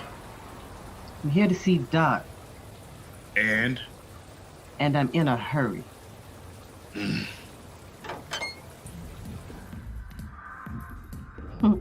Love what you've done with the place. In the back, smartass.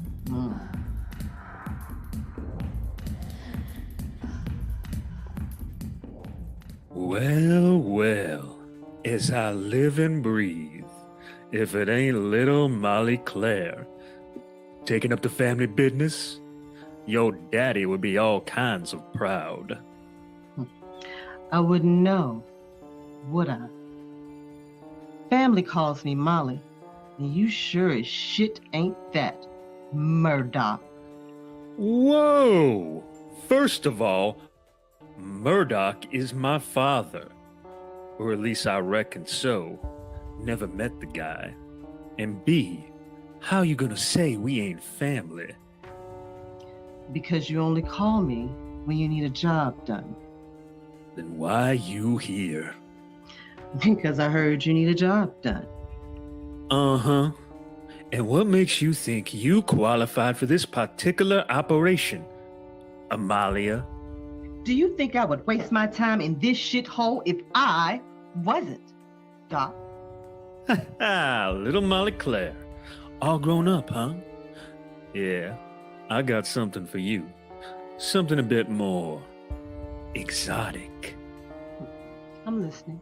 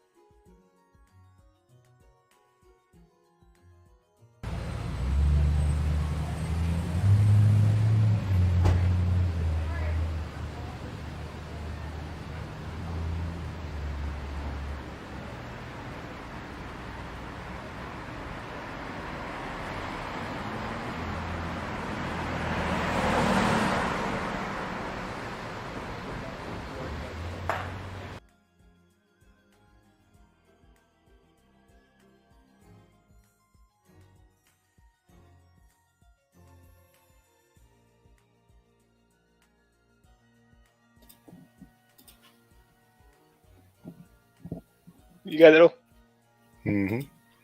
Yeah, I think Charlie made that commercial 4.5 minutes long. He didn't cut it down. Yeah, I told him.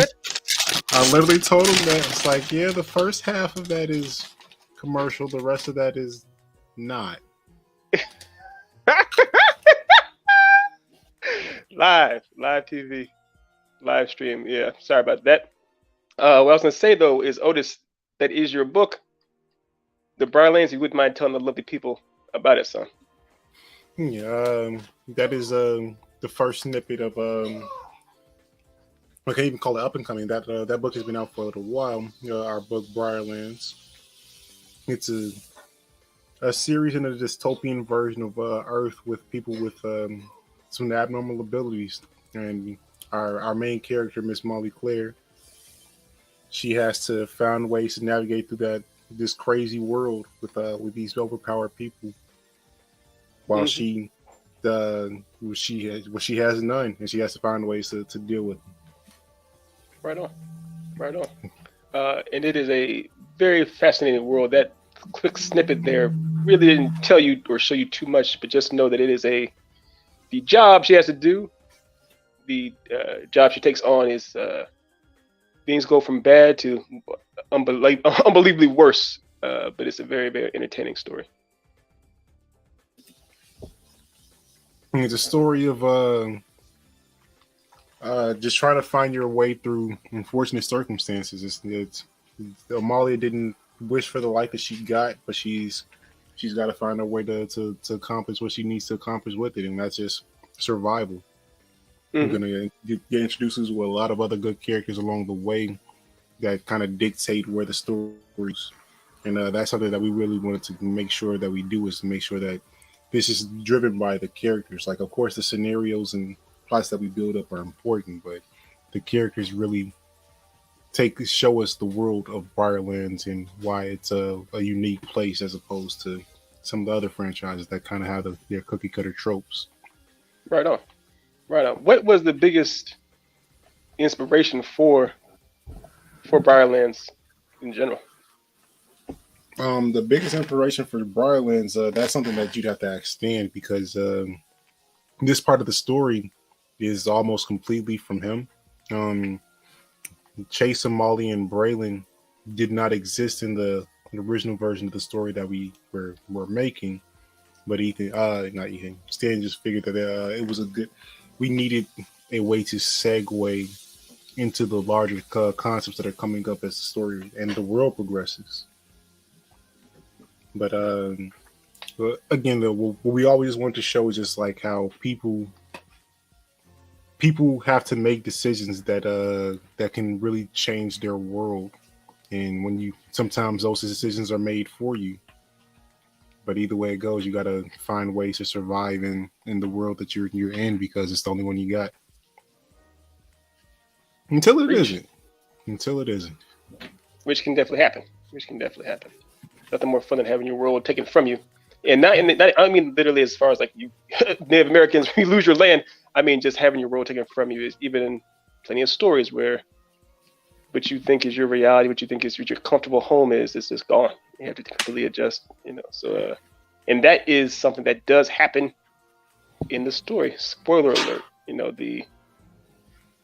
what Amalia believes is the life she has, what that she's gotten used to, being comfortable in a certain scenario, that goes by the wayside quickly, abruptly.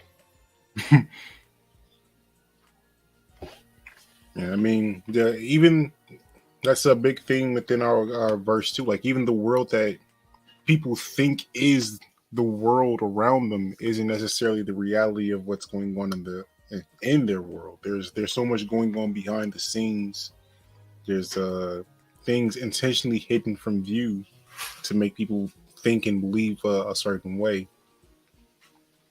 And we pull back that curtain as we get further and further into the series. Mm-hmm. It's a fun one. It's a fun ride. No, it's a fun ride, and it's going to be a long ride. That is a piece of once we get going the way that we want to go. We have years of content already planned, and I am excited to be able to get some of those on paper, because I mean, right now they're still. I mean, the words are written and there's a lot of imagination behind it, but being able to physically see it on paper is going to be a film that I'm excited for. Absolutely. Did you ever think you would have your own comic book someday? Nope. Yeah, honestly, it was never a goal of mine until I met Stan.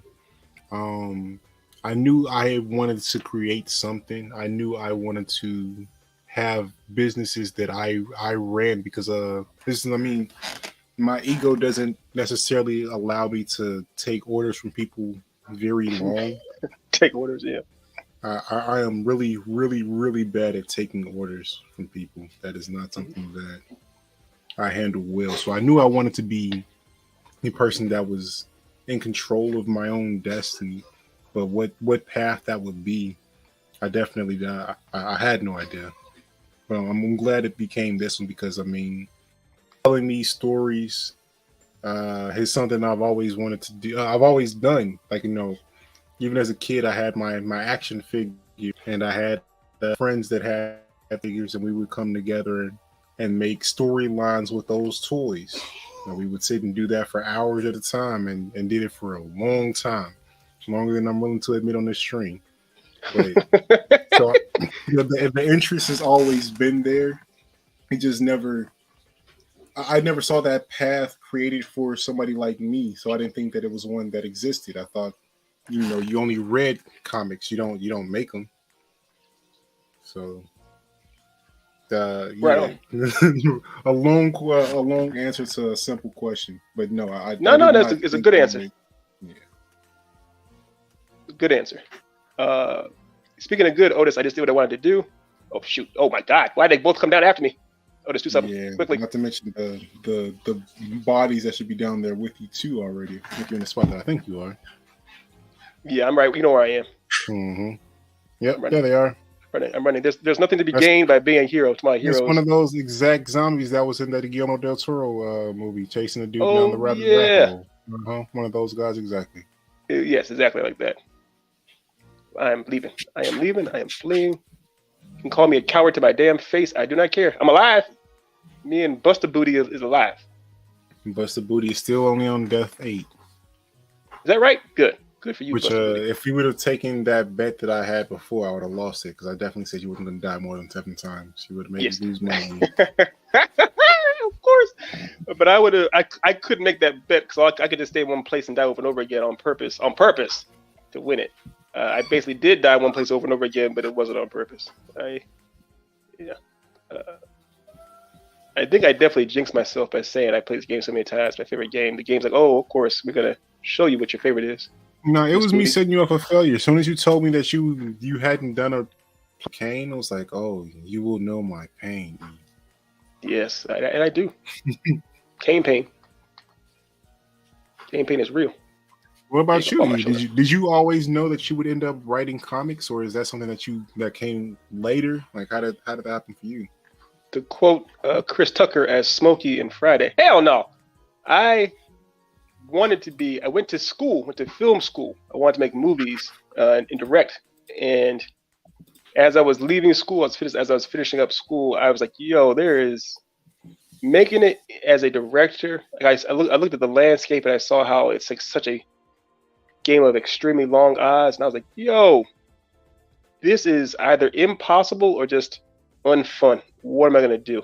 So I said, I wasn't sure what to, I had all these stories I wanted to try to tell, but I had no idea how to tell them. And my brother, who I've mentioned on this show countless times, was like, yo, why don't you just take those stories and make them into a comic book? Just do that instead. And I was like, yes, that's not a bad idea. So it seemed a lot more feasible, a lot more, affordable.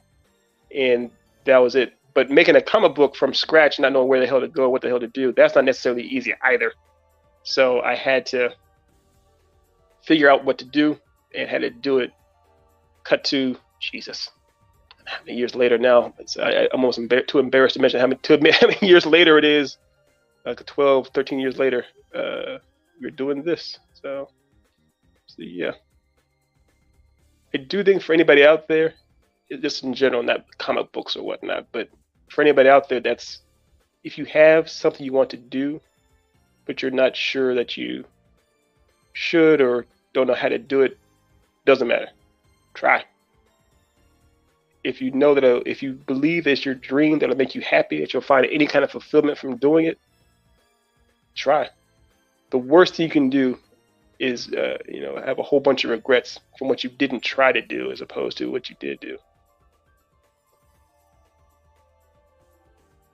You feel me?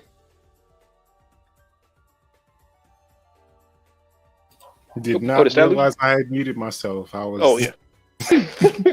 I was definitely in the process of responding to that, but no, yeah, you're completely right. I mean, unfortunately, us as human beings, we can only aspire to do things that we've seen. We're not that original to just be able to come up with a concept for our lives or anything on our own.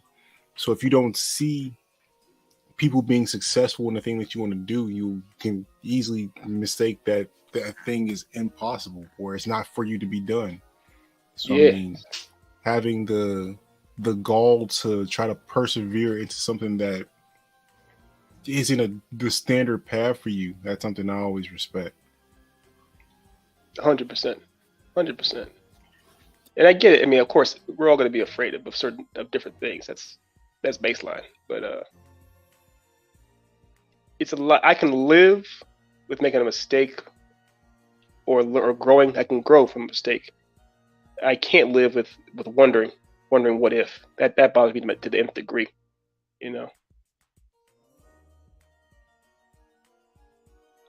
Oh yeah, so it's a lot. Okay. And the thing is, if you listen to anyone that has been great at anything ever, they'll tell you that you're gonna have to get comfortable with making mistakes. But society has kind of brainwashed us into thinking that mistakes are bad and you shouldn't want to do that. You gotta be perfect the first time, and if it's not right the first time, you failed, and you can't go from there. You failed already. It's done. But the world doesn't really work like that. Bad things happen. Some of the biggest businesses in the world have had a product that didn't translate well. Oh, count me. I can name like 3 off the top of my head. Yeah, Post-its, Mary Kay, Viagra, things like that. Yeah. Not that I use all 3 of those things in the same time. But.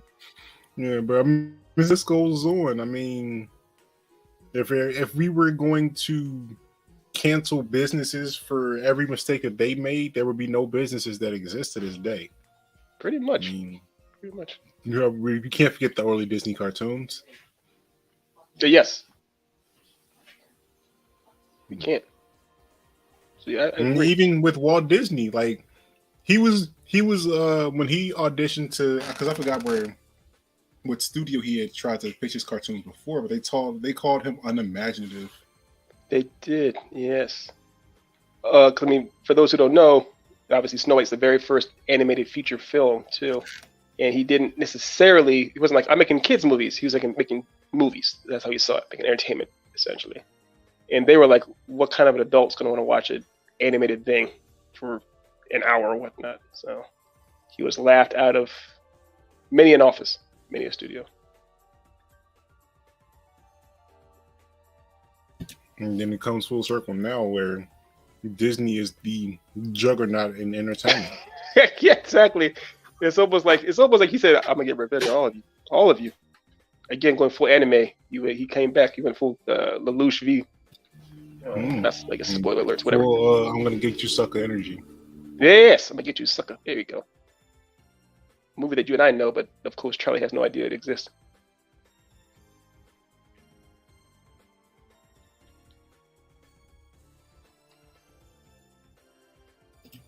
There we go.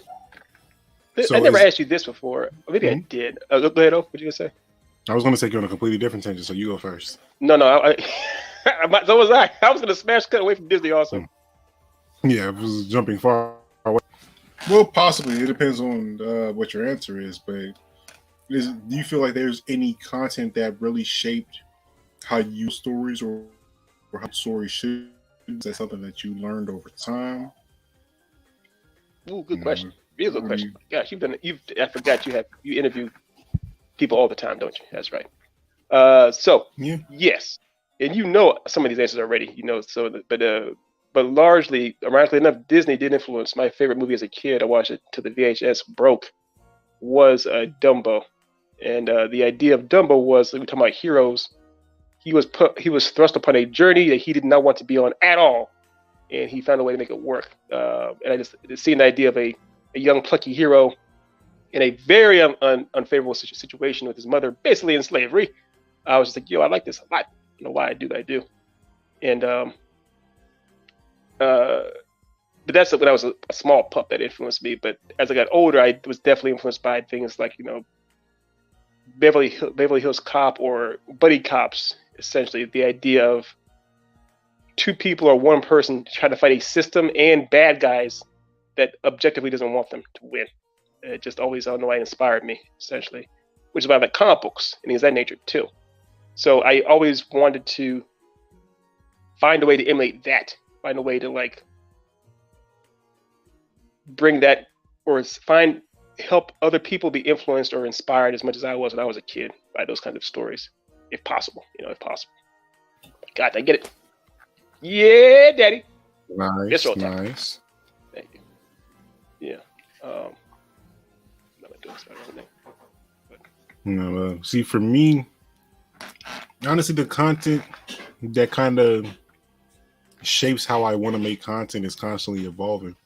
It's the I mean, of course, the older things like Yu Yu Hakusho has a lot of influence on how I feel like you make a protagonist stand out, or Cowboy Bebop is how you can, the example of how you can see a eclectic group of people and bring them together in a way that can be somewhat relatable.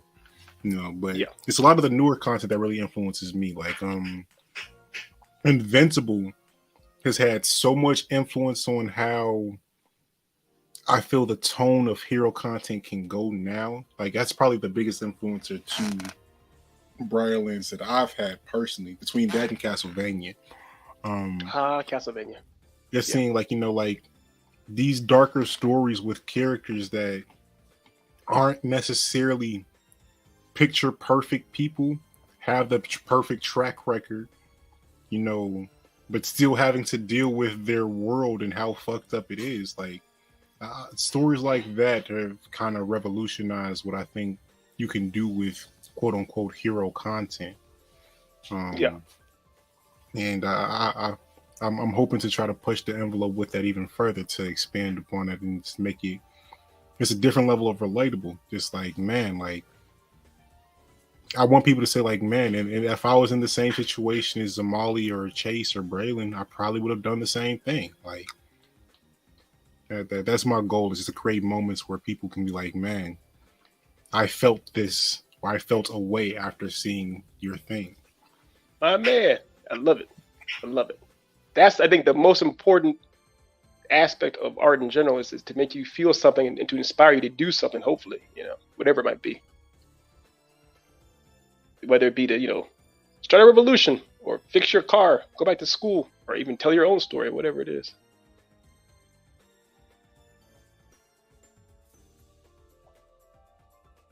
Have you ever seen something so powerful that it like basically instantly changed you, that you're like, yep, I gotta do something right now. I have to change?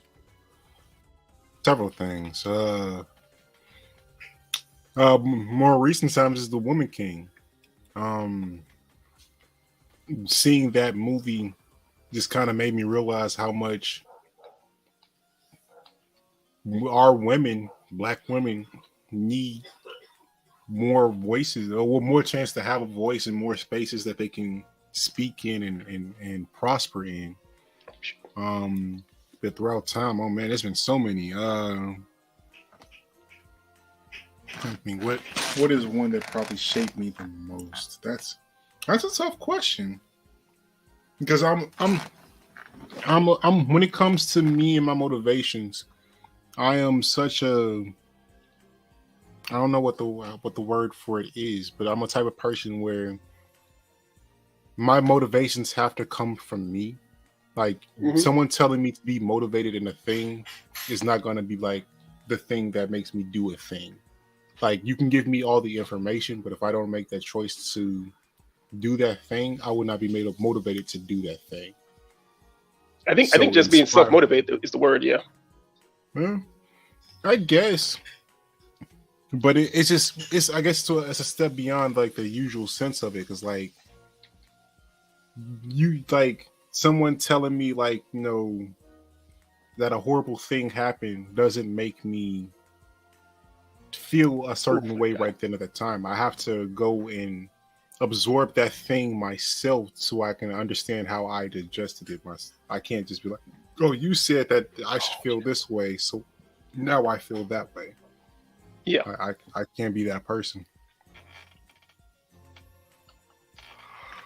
Honestly, one of the things that probably motivated me the most no! Death number 9. That is Death number 9. I had one health vial. I got stuck. I was so close. That's a bad loss. That's a bad loss.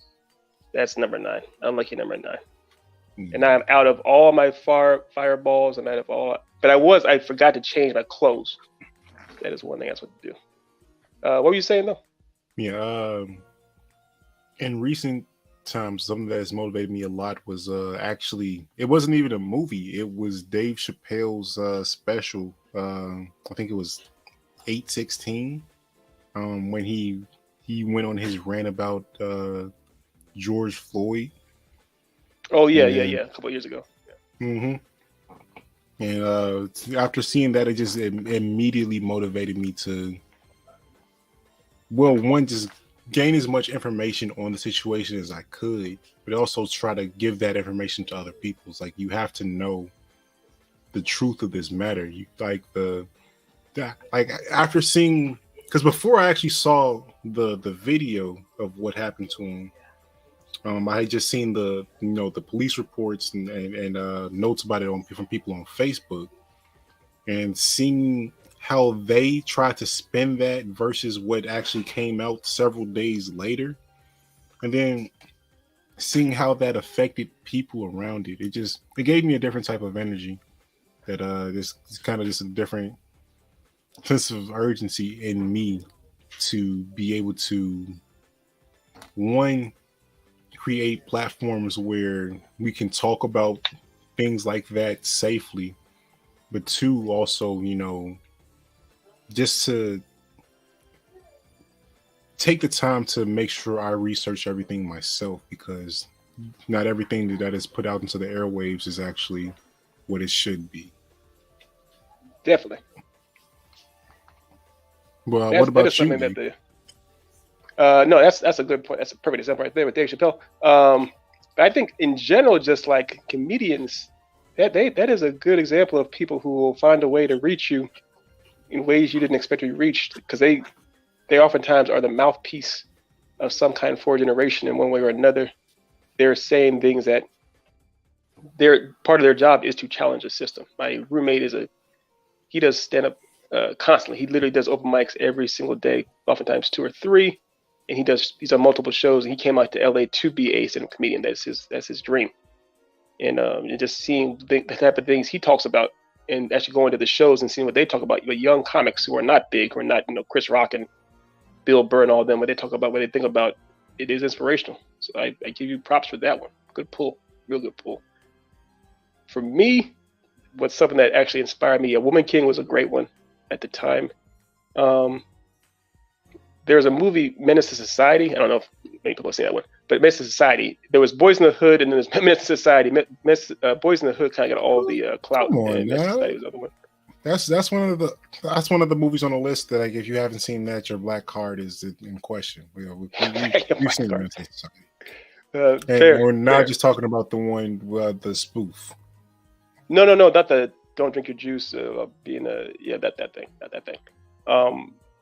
But the reason Menace to Society inspired me or hit me so hard, I guess, was because at that point I didn't grow up in, I think it said in Watts. I didn't grow up in Watts or anywhere on the West Coast. I grew up in a very safe neighborhood in North Carolina, and then moved to Virginia. But when I was a kid in North Carolina, seeing my people like that, especially young black men just dealing with that kind of stuff, it's like, there's a whole other world there that I'm just not privy to, and just realizing just how fortunate I really was. It does change things. It really, really changes things for the better. Makes you being given perspective on anything is definitely should be groundbreaking in some sense. So that really hit me. I remember seeing that.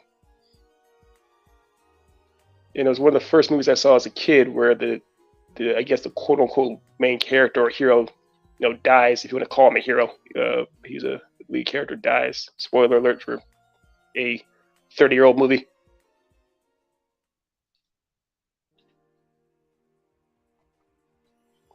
Oh, is your mic on, Otis? Yeah, unfortunately, you'd be surprised how many people have not seen that movie. Like, yeah, it falls to the wayside way too often. Yeah. No, all the time. Is there ever been anything that kind of inspired you the other way? Just like you see that and it's like, you know what, this is now a thing that I never want to see again. That shouldn't happen. Of course, there's so many. Here's the thing.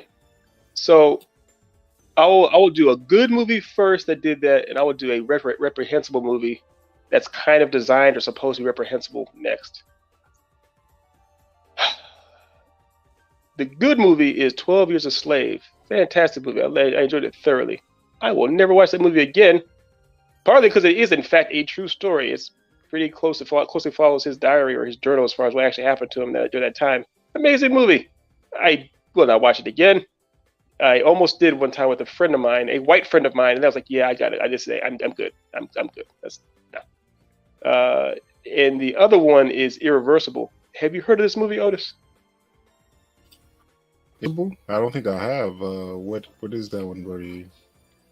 So Irreversible is one of those like French movies that came out, I think it was the early 2000s. But it's one of those French. It's almost like shock films, where it's supposed to upset you in a way. But the basis of this movie ought to everything we've talked about today. This may actually be the worst somehow. But the basis of the movie. Oops, that little pup. Basis of the movie is that it's shown kind of backwards, kind of like Memento in a sense, and it's about how a young woman gets assaulted in the worst way possible. And the movie shows it extensively, as far as like it's like a 5-minute scene of her being, violated, assaulted on the streets of Paris. And it's Monica Bellucci, who's a very well-known, prominent actor. But it's just seeing that on film, on camera for 5 minutes, literally 5 minutes. You may think, oh, it's only 5 minutes. That's not that big.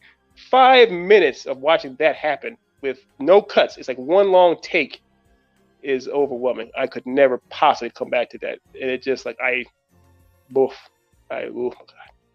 So that's mine. How about for you?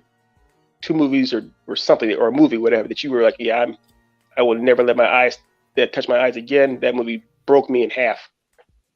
2 movies that I just like. So I'll try to do ones that we haven't just extensively covered on the podcast.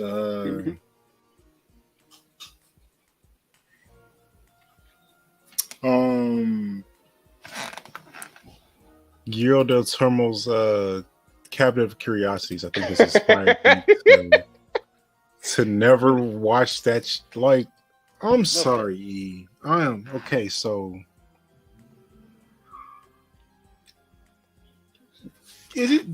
was it just me and seeing like that? All of those just like had just a big like logic gap out of all of them, like a huge logic gap. This was seeing from every single one of those series. It was good, Nick. How you feeling, Brody? It's good, Brody. Yo. Expand. You said logic gap, so go ahead and give us some for instances. So, I got to go back to the push the lotions on the skin. Like, why, right? Like, why would you intentionally choose to put this thing that is clearly having an allergic reaction on you? And like, it's not like, she didn't see it not have an allergic reaction on her quote unquote peers. Like, right. They were fine. She was going through something else. I don't understand like why she just went out of her way to convince herself that this particular thing was good for her. But even still, if we keep that line of logic, why were you just so insistent on not listening to anything your husband says? Why do you go kill your husband? Like, what actions or what scenes build up to her inevitably killing her husband in that? Like, was there any setup for that to you?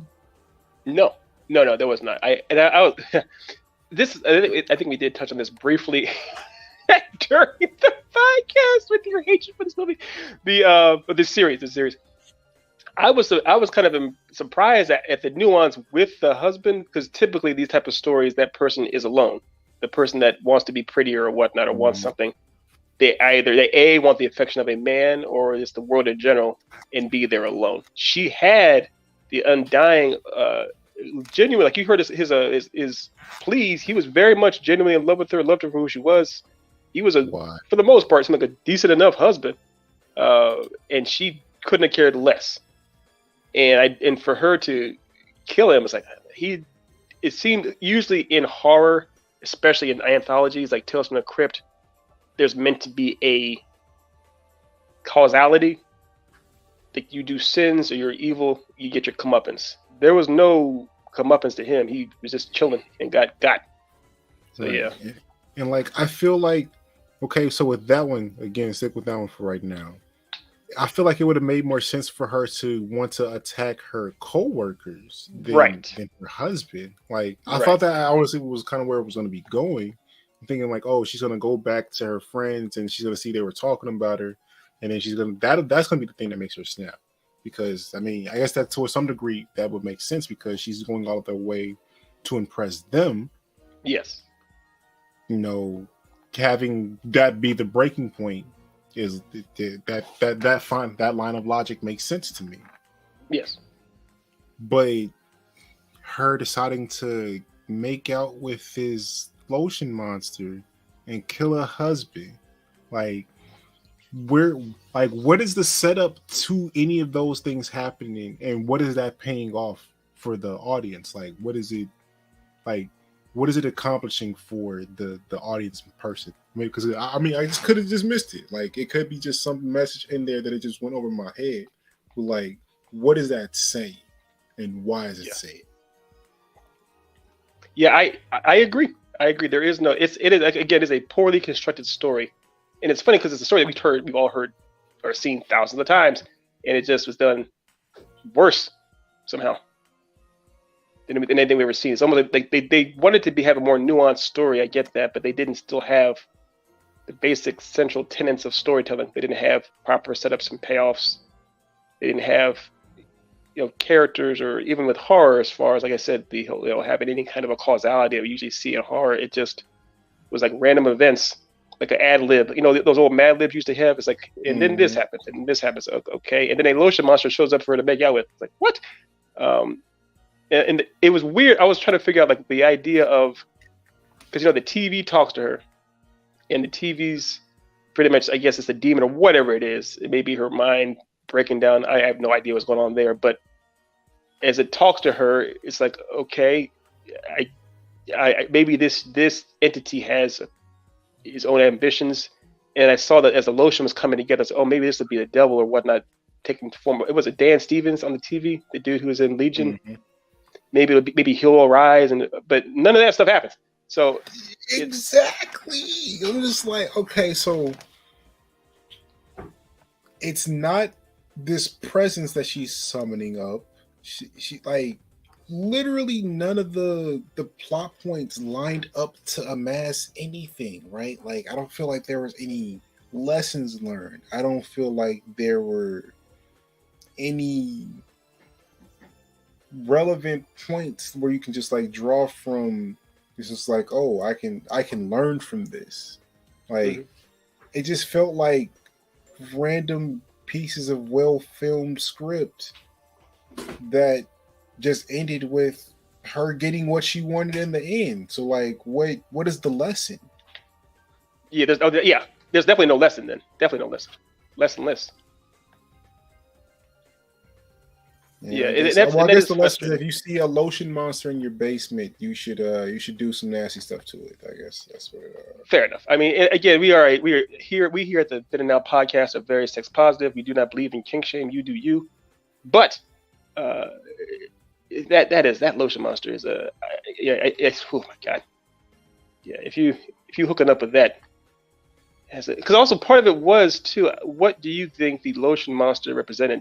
Was it meant to be her, like her perfect image? Because again, it's just lotion. So what does it represent? I don't know. Now, you're the brains of our outfit. I lean to you to actually have answers and know things. I do not. Like, I wanted to understand it because, like, I feel like I'm pretty good at like reading where plot lines and stuff go. Like, I can see how you get from point A to point B, even if it doesn't well executed sometimes. For that one, it went from English alphabets, Roman numerals to kanji. Like, there didn't feel like there was any correlations between any of the plot points, and I feel like if you have if you're a person that is established as someone like Guillermo del Toro, this is something that you should like know, right? Like, you have to have a story that makes sense, but it didn't, like 6 times in a row. Yeah, again, I don't know how involved he was with these vignettes. But clearly, I think here's the thing though, man. It's like this town, LA, where I live, it is a hard town to be successful as a writer, director, producer. Try pitching something to somebody and see if they give a damn. So when I see these kind of things get through the cracks, it's like, how is this deemed? Yes. You feel me? Yes. And that's my own stuff. I'm not expecting anybody that's not in this industry to give a damn. That's fair. But it's still just like, what in the world? I mean, but the thing is, like, I'm not gonna like overly bash it because like there is absolutely an audience for this. Like, if you like American Horror Story, you can probably find some enjoyment in this. There are very few shows more than American Horror Story. So like this, like I knew this wasn't for me. I knew it wasn't, but American Horror Story, that makes a lot more sense. It has better. Well, I've only seen the first 3 or 4 seasons, but there's a lot more logic and reason in those seasons than this. They actually have acting and that makes sense, or in stories that make sense. This was none of that. This was just season where they try to connect all the other seasons somehow to each other. Oh, you watched that? Okay, that may be the mistake right there. Oh no, I watched because somebody said that this was the best season and it's one of the better seasons of anything on TV on Facebook. And when I hear statements like that, like I will watch things out of spite, like absolutely. Like this, I watch out of spite. Honestly, I'm going to continue to watch it out of spite because people need to know exactly how stupid this shit is. Fair. Fair. Yeah, man, like. I just like that someone really got paid a lot of money. There was a lot of resources that went into making and see it in the quality of it, and you can see it in the quality of the actors. They didn't get like a bunch of small fries for every scene. They got no. They got some talent. They got there's some Academy Award winners in there, man. Mm-hmm. And they have Guillermo del Toro's fantastic film quality. Fantastic film quality. Because when I tell you some of those shots look top notch, it's like you wasted that shot in this, huh? That's what you okay, cool. But like this level of mediocrity is not acceptable to me, E. It's just not. Knowing that your livelihood is just so much better off than so many people out here, and you get to create this shit.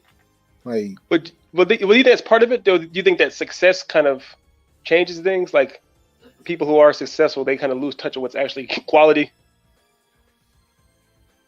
Possibly. I don't know, because like, for me, I don't know if like any amount of money makes me view things differently than I do. I mean, I can't really say that just because I've never been to that level. Yeah, it was like. I'm still gonna like watch things I consume a lot of content. That is like that is I guess like my happy place. I like to watch things. So like I don't think there's gonna get to a point where I'm gonna stop watching things. And if the bar is being raised and or lowered, I'm gonna see it, and I'm gonna make content that I feel scales to that the way that it needs to be scaled. And nice kill there, buddy. But man, like I don't understand how you can make something that shitty and get away with it. Like it's like it's a crime. They committed a crime. It should be a crime. That is 6 hours of underwhelming content. How you doing, Mark James Weber? And what up, MJW? Call me MJW. It's easier. MJW. Yeah. It's a lot. It is a lot. I think what it is too. Hopefully, you're talking about things that inspire us. One of the things that inspired me most was bad movies, because I see something bad, I'm like, yo, I'm gonna do that much. I'm gonna do what they just did that much better. Or it's almost like, how dare you? Let me show you how it's done. Hold my beer, or whatever you're gonna say. So maybe that's something we can glean from it too. Even with the best of one thing that my brother and I used to always do was the rule of 3. When you watch something, it's something I got from a teacher of mine, an old film instructor, where he'd say, what are 3 rules, 3 things that you would do to make it better? And my brother and I would do this all the time as far as watching a movie that we liked a lot, and figure out 3 things that we liked better that we could still make better, essentially. And then getting more and more into that. What are 3 things? What are 3 characters what are 3 things you would change with the characters? What are 3 things you would do as far as the scenes or directing? What are 3 songs you may change? Yada, yada, so forth and so on. And movies like this, or series like this, you can say, because of all these mistakes, all these cautionary tales, I can do so many different things better now. So that'll happen too. Yeah. I mean, yeah, you're completely right there. Because like, I just look at some of the projects that I just see flop. I'm just like, yep, I know not to do that. Cough, cough, Thor. All of them. It's called. It's a loud cough, man. I heard it. It's a loud cough. Yeah. But I don't know. I think that's just part of why it's so hard for me to give out a score of 10, because I do exactly what you just said. Like I look at like how would I fix this, and for me to give out a 10, it was like I can't think of one. Like I can't. Like I would not have changed a thing here. You did your thing, and that's there's plenty of things you could change here. We talked about it before, as far as we just talked about it with the story with the woman with the lotion. As far as giving it, that's kind of stuff. There's plenty to change. There's always something to change. Yeah. I would argue that's why you do what you do with Briarlands. It's you are looking at what doesn't work and say, okay, I'm gonna fix this because of it. I know all the tropes that people fall into. I'm gonna make it that much better. Yeah, I think that's really. I guess that feeds into why I end up watching so much content too, because I have to be able to recognize what those tropes are. Like, it's a requirement for me. I was like, oh, this is the type of character that's the meta right now. So let me flip that on its head, make you think that this is that, and I'm gonna fuck up your expectations. Subversions. Yeah. What do you think is the meta right now? Meta right now is stories along the line of like Invincible, The Boys, Umbrella Academy, just essentially just making nuanced heroes, nuanced hero stories, or worlds and stories that a hero would live in, because I mean a lot of those I wouldn't call them heroes. Like there's nobody in the Umbrella Academy call them a hero. Which one? Umbrella Academy. Oh yeah. That's kind of the point there. They're not. Yeah, it's a different scenario. They're quote unquote labeled superheroes, a superhero team, but would you really consider them heroes? Yeah. Yeah, I think that is the meta right now. Because you just keep seeing so many variations of stories like that. You see, what was the one that failed on Jupiter Ascending or something like that? Here's the thing. It's not called Jupiter Ascending. I know exactly what you're talking about, but Jupiter Ascending is something else that failed by the Wachowskis. That Channing Tatum, Mila Kunis thing. So I'm so glad you brought that up accidentally. I'm glad. Yes, that thing it's real. It's very, very real. Very, very real. Jesus, Jupiter Ascending. That's another whole. You're constantly seeing people trying to make superhero content, and the ones that turn out well are usually the dystopian ones. It's not the happier ones. Like Yeah. Nobody's really talking about Raising Dylan right now. You know what I'm saying? But Raising Dylan. I think I saw that. Yeah. I haven't seen a lick of it, but yeah. You're not missing anything. Trust me. Okay. But who's so like the Young Rock show is meant to be a show that's featuring him. It's about him when he was young, right? Is Raising Dylan, is that a celebrity? Dylan somebody? No, Raising Dylan is a superhero show. It's a superhero show? Okay. It's about a 5-year-old kid whose dad was Michael B. Jordan. What? Powers, yeah. I did not know that. Michael B. Jordan's something. I should have known that. He was only in it for like 5 minutes. 5. Oh, it's golf. Okay, it's going now. All right, fair enough. Yeah. They Chris Brown is something yarded him. But, Chris Brown. Yeah, have you seen something yard, haven't you? Of course, that was years ago though. When it came. Yeah. That's what I saw. The one that was. Oh my God, that was what 10, 15 years ago. Yeah, somewhere around there. Around there. You're right. Chris Brown is only in that for a hot. I mean, spoiler alert. A hot minute. If that's a spoiler to you, this is the wrong channel for you, honestly. Like. Also, if you care that Chris Brown dies in something, that's a spoiler. That's in and of itself a problem. He definitely does. That's not the yard. Yeah. He definitely does. And isn't the other dude talking about trouble? So that movie has Chris Brown and his brother. I think it's Columbus Short, right? Mm-hmm. The dude who had other problems and got fired from scandal. For a scandal. That's how you get kicked off scandal for a scandal. For a scandal. So that is. Rest in peace to Columbus Short's career. Rest R.I.P. My bad. R.I.P. That's yeah. Pure respects are due. You were good in Scandal. You were good. In First Scandal. two And also, seasons? Stumpy Yard. That first one is a iconic movie. So I didn't know there was a sequel. Oh God, continue not knowing that.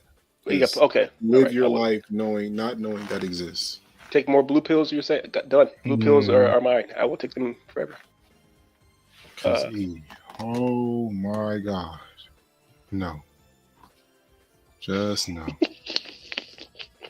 The thing is, man, like, was that a straight to like video DVD sequel? Mm-hmm. Yeah, that makes sense. That makes sense. Back in the day, man, it used to be home entertainment was like dumpster fire. They didn't really care what they put out.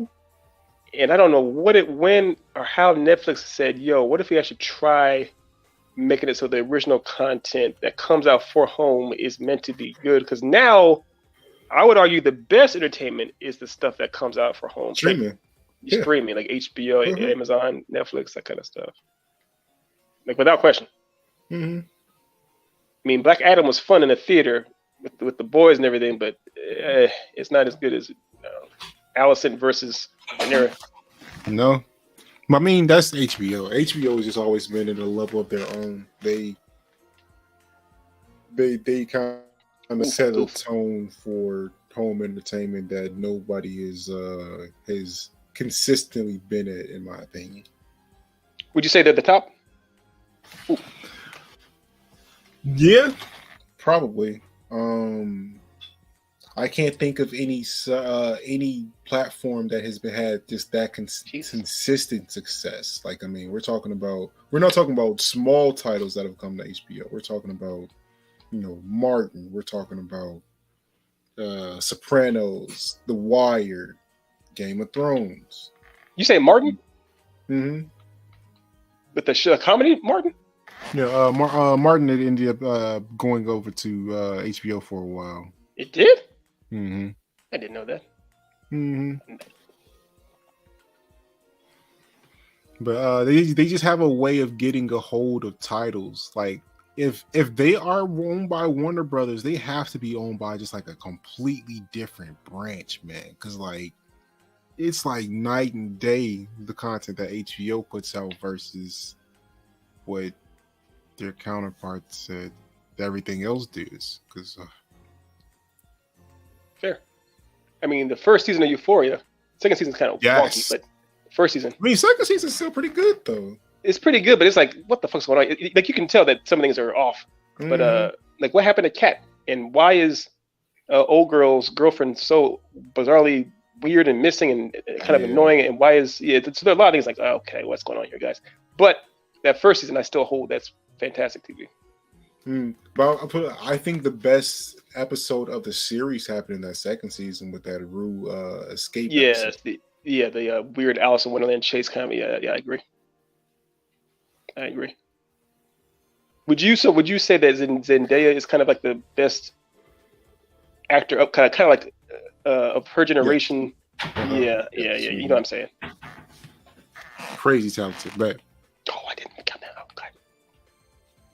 Like she's crazy talented. I didn't know that she had all of that in her bag until I started watching that show. It's like, you know what? Kudos to you. Because I mean, before that, I had only seen her in like Disney content and then the Spider-Man movies, and she's virtually the same person across all of those, just with some minor tweaks. But Rue is just the thing, like, to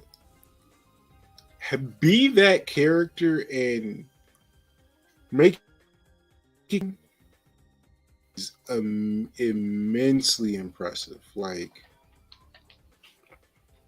to make me believe like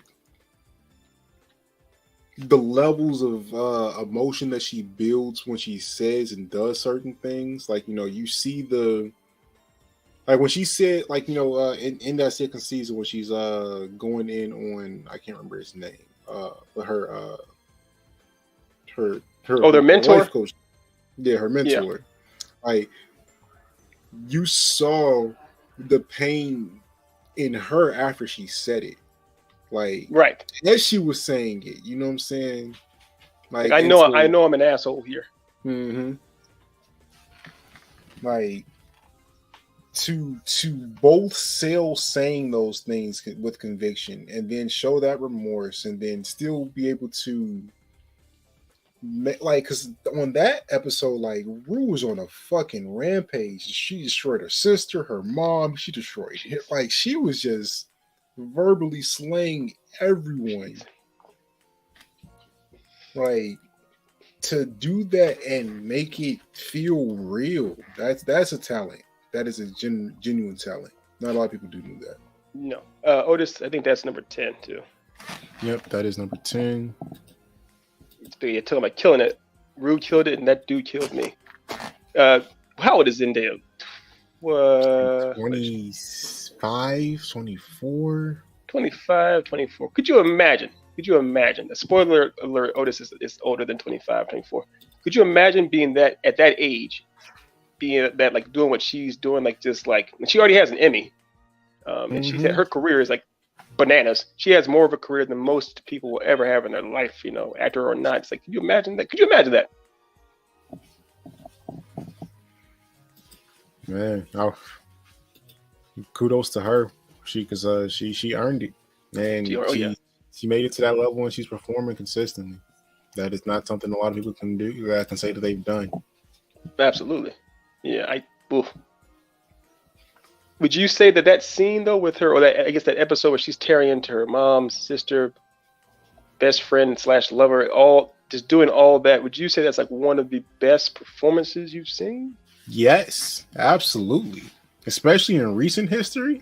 Oh my god, she killed it. Yeah,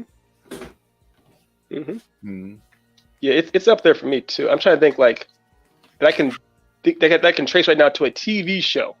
A better singular performance in a TV show. Shit, even in a movie, never. Yeah, so the only that I can compare it to, like, you know, genuinely compare it to, is like Toni Collette in Hereditary. I told you that before. Like, that scene where she's tearing her son apart. It's like, yeah, that's pretty similar. Even that though, shorter. It's a much shorter scene in the movie Hereditary than it was what Rue was doing. That was like a whole episode of just like what was going on. This is horrible. Life choices. So yeah, man, it's just that's talent. That is talent. You know what I'm saying? Raw like talent. it is visible. You can see when someone has it and when someone doesn't. Yeah. 100%. I would say when it comes to acting chops, Zendaya is the stronger half of her relationship. Oh, because she's still with old boy, with old Tom Tommy. Holland? Yeah, I believe. He's a good. I think what it is with him though, he's just great at action.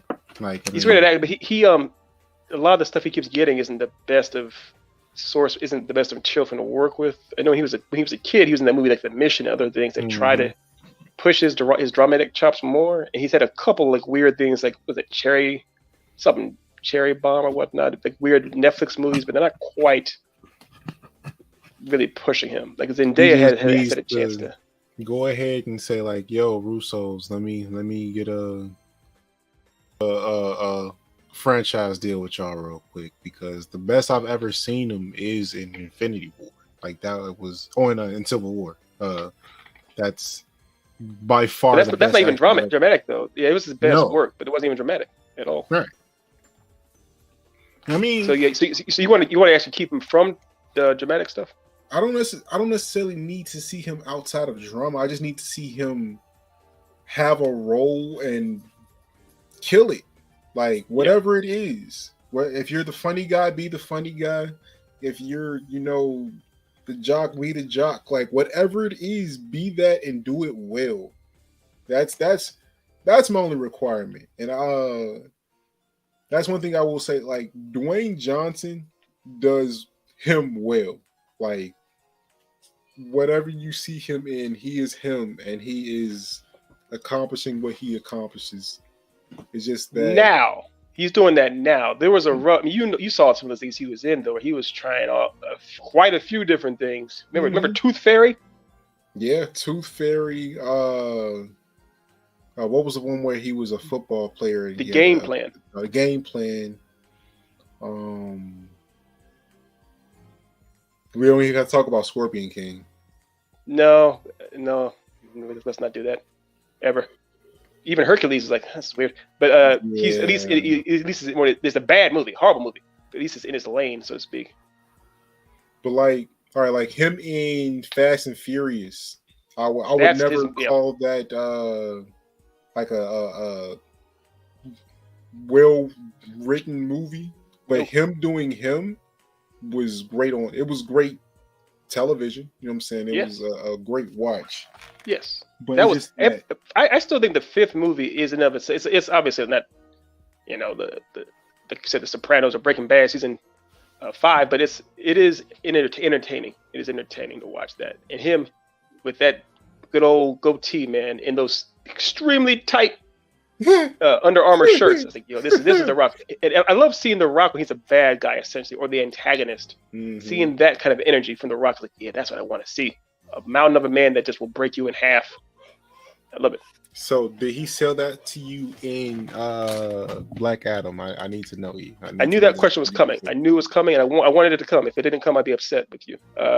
So, yes, no, he's not. I think ultimately he's still trying to be. He's definitely a darker character than he usually is. He's not the hero, but he's still. The movie's only PG or something, I think. So it's not like a full blown like PG? I don't know the rating. It's not. It's definitely not an R, and I don't think it's PG-13. There's no blood. There's literally no blood. I feel like that's on his contracts in movies, because his movies, like if you think about how he fights and stuff, how much blood and gore should be created from those. It'd be done. There'd be no one punch. Everyone's gone. Even just like seeing The Rock himself in movies, I'm like, oh yeah, that guy is dead. There's no one survives the punch from The Rock and keeps getting up for more. So, yeah, what are you talking about? You have to have a lot of plot armor. It'd be a kick where he puts his full weight behind the kick to somebody's face, like that makes you into one of my other favorite movies, Face Off. Your face is gone. Yeah, Face Off. That is Nicolas Cage's best movie, period. And it's all because of John Travolta. I do dig. I mean, everyone digs them some Face Off. But my favorite I always go to. Have you seen either Raising Arizona or Adaptation? No. Okay, so Raising Arizona is like, it's a weird. I think you might dig that one. It's a weird Coen Brothers kind of almost. It's like a Simpsons episode. How bizarre it is, but it works. But outside of that one, Adaptation is one you might dig now because you're a creator, storyteller yourself. It's all about a person having to adapt an unwritable book, and you're seeing him make the struggle to create, essentially. It's kind of a dramedy, so I like it, and it actually does. He does flex his acting chops. But Nick Cage, that is a wild one. Yeah, but Face Off, back to Face Off. Yeah, Face Off is incredible. I do think Face Off kind of falls into the guilty pleasure category, because it's like, this is. But the bananas in that movie is thick. Yeah. It's a face swap, like, and that alone, that technology alone. Yeah, like we still. Well, I mean, quote unquote, can't do that. I wouldn't put it past technology now, because I mean, Gucci has been a different person ever since he's been out of jail. But that's neither here nor there. That's another whole podcast. But yeah. But yeah, like that was a lot. Like, first of all, who could live the lifestyle that Nick Cage's character was living, and like be what's his name? His name is like something perfect for that character too. It's like I can't remember right now. Yeah, it's a dope ass name. It was just. It might as well be Johnny Storm, right? But yeah, or like RDJ in the '90s, like Robert Downey Jr., but actually Robert Downey Jr. in the '90s or something. Right? Because man, like to live that type of lifestyle, to shoot off guns, how open and frequently he did in a metropolitan area and still be free. Like that is Yeah. You are very, very white. There is no pigment in your skin at all. Because I say the word gun in certain places and it's a wrap. I would argue that I don't know a place you can say it and it's not a wrap. You better check your windows now. Make sure no one's outside.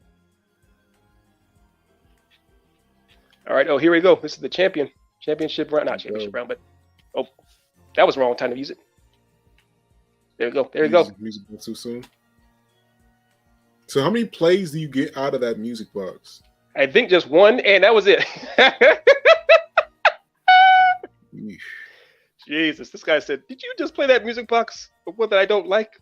Was that you? Or was that someone else? It was you. It was you. Okay, wasn't your old lady. Busted booty."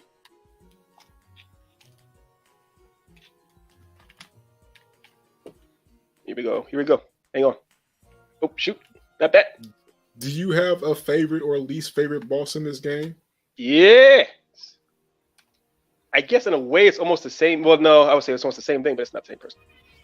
That's it. Yeah, that box is gone. Yeah, that box is really gone. Wow, box is gone. Otis, do something quick. Otis, help me. So my favorite villain in this game, boss. It's the same comic book. My favorite boss in this game is probably the Ludwig. Is this character in the DLC that I can't even describe this nonsense. You've seen The Thing. Imagine if The Thing in H.P. Lovecraft got it on one night and just made a sadistic horse creature. That's what it looks like. And the best part about that fight is he starts off fighting you with just like a horse, like a wild bucket animal, essentially. And then after you beat him and he goes to phase 2, he becomes extremely sentient and starts talking like Edgar Allan Poe in his prime. And he pulls up a literal lightsaber and fights you, stands on his hind legs and fights you with a lightsaber. And I remember the first time I saw that dude, I was like, what is happening? And of all the things Miyazaki's done in these games, that was like, okay, that wins. That wins at least a few awards to me. A lightsaber wielding mutant horse creature, that's special. That's real special. Yeah, honestly, you're on my least favorite. Oh, yes. Oh, yeah. You don't like this dude. You don't like this dude. Him so much. You're not a fan of his ass. Yeah, yes, go ahead. I feel like every other boss after him is not every other boss is easier, but like, man, it's just the fact that like it's so far before you get your actual setup, so like you can't play how you want to play. At least I can't. Yeah, he is a wall. He's meant to be a wall. The real wall is after him, of course, with the fucking Bloodstarved Beast. Everyone that's even touched this game knows that creature, that thing. But yeah, he's meant to be a wall. The Dark Beast. I think it might have took me like 3 tries. The Bloodstarved Beast only took you 3 tries? Yeah. I need to watch that. That's our next charity event. Is just watching Otis play that. Just that one fight.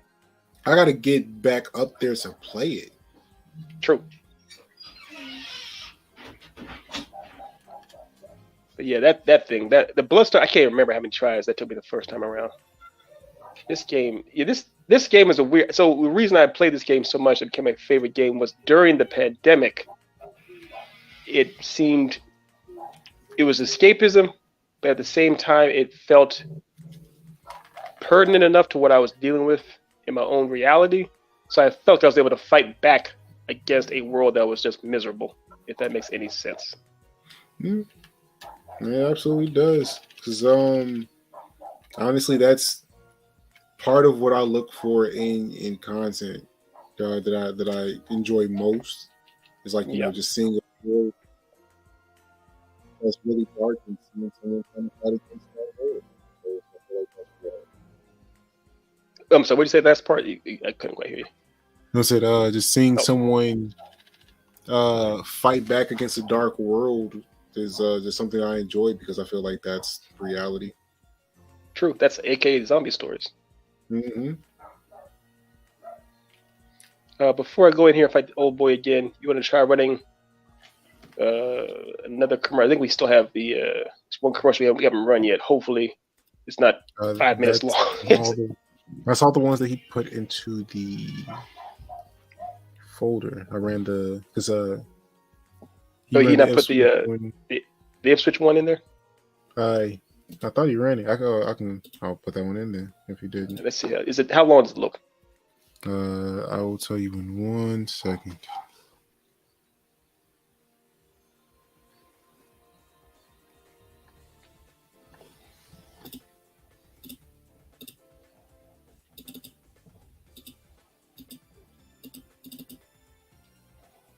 It is 4 minutes and 6 seconds. So that may either be the entire thing or it could be a commercial. I don't. At the dev, it's hard to tell. We'll find out. If that's not a commercial. That is not a commercial. That is entire 4 minutes and 6 seconds. That may be the full thing then. Yeah. You just play with other ones then. That's fine. I'll rerun the echelon one because why not? Why not? And we'll be right back after these words from our sponsor. Are you in the mood for a good story? Well, how about a great one? Then welcome to the world of Echelon.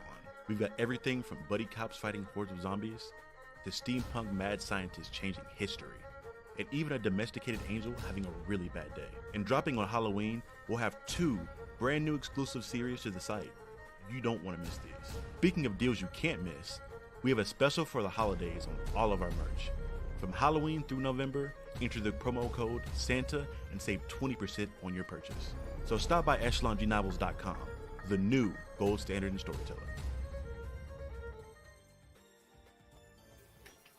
Really well done commercial.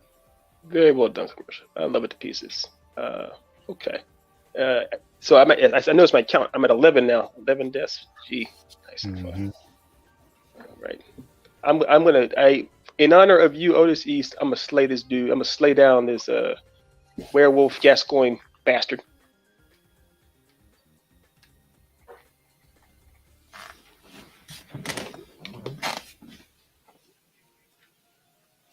I probably got to get off after this one, Brody. That's fine. Yeah, I can see one more try at him.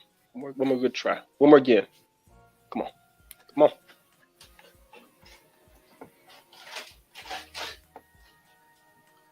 There we go. All right. Here we go, Otis. Leave.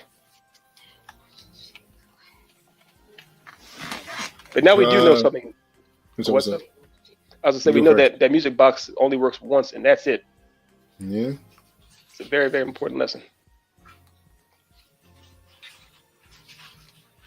I was gonna ask, are there any games that have affected, like, the way you see stories or how they should be told?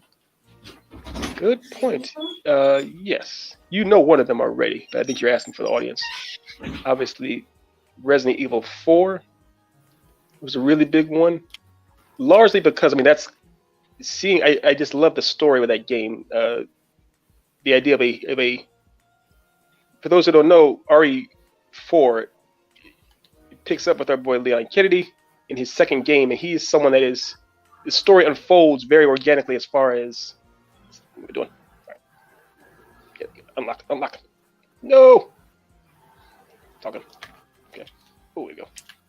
The story unfolds organically as far as things start off small and then get bigger and bigger and escalate worse and get worse and worse. However, the whole time, Leon's personality, he's a very charismatic dude. Oh, Jesus. Very charismatic dude. So he never really, he always seems, we the audience are never too afraid because he's still hanging in there. And I love heroes that are like that as far as they are willing to they're still fighting a good fight. They ain't shook, so we don't have to be shook. And that's kind of what I try to do with Slade and Ash. Ash, his personality is obviously influenced by Eddie Murphy and Chris Tucker and Rush Hour, but it's also largely influenced by Leon Kennedy because of that in RE4. As far as, shouldn't you be horrified and afraid of all these zombies you're dealing with? And he's like, yeah, but I'm good. So that, like, hearing that confuses me to a degree. Yeah, I have to say, because like that is Ichigo 100%, but you do not like Ichigo. No, it was something I don't like Ichigo is that I hate him. But the thing about it is that Ichigo is an asshole. I don't think of Chris Tucker or what's his name, Carter in the Rush Hours, or Eddie Murphy as Axel Foley. I hope not Ash. They're not assholes. They're still likable. Ichigo is just like, you're an asshole, dude. But the thing, he is an asshole. But the thing is, he's an asshole to bad people. Like, and to his friends, a lot. Do you not think he's an asshole to his friends? Watching that new episode of the new the 1,000-Year Blood War, what have you. He's in the room complaining nonstop with his friends, and he's always has like the sour look on his face. It's kind of like he's just being a dick. And unlike Vegeta, where he's kind of always. I mean, I get it. I mean, there are plenty of characters that deal with that like this in anime, especially. It's a whole genre, a whole type. You know, people love those kind of things. But I was just like, yo, this guy is. It's just me. Maybe I need to give it another chance, but it felt unearned, and he felt like this a character I just didn't vibe with. I need to think about this guy. I don't have my gun. I can't shoot back at him. It's really effed me up. That was a bad move. One major flaw I do think in Bleach is that a lot of information about Ichigo should have been given before this season. Like, there is a reason why he is what he is, and they do not explain any of it until you get here. Mm-hmm. Like, which is why I think I may be just biased in the other direction, because I know what's coming. I know why certain things happen the way that they do. Yeah. But if you're just watching the process, which has been a long process now, 20 years.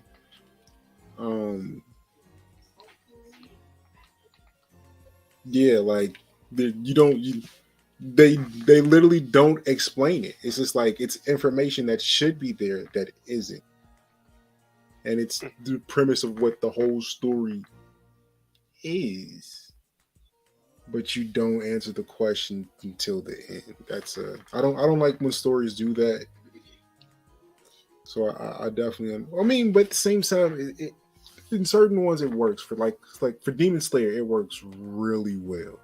Yes, but you are essentially you're drawn into the story in a different way. I think that, like you mentioned, some of the backstory with Ichigo and like the idea of him being the chosen one and all kind of stuff. Like he has the powers and he doesn't go through a whole bunch of training sequences. He gets powered up. Bizarrely enough on his own somehow. So okay, yes, that makes sense. That stuff kind of bothers me. I think it's not just him. He has his training sequence like every arc. He does have one, but during the fights though, it's like, oh, and this thing just happened. Just random ass pulls. Like, okay, I guess we're going this route.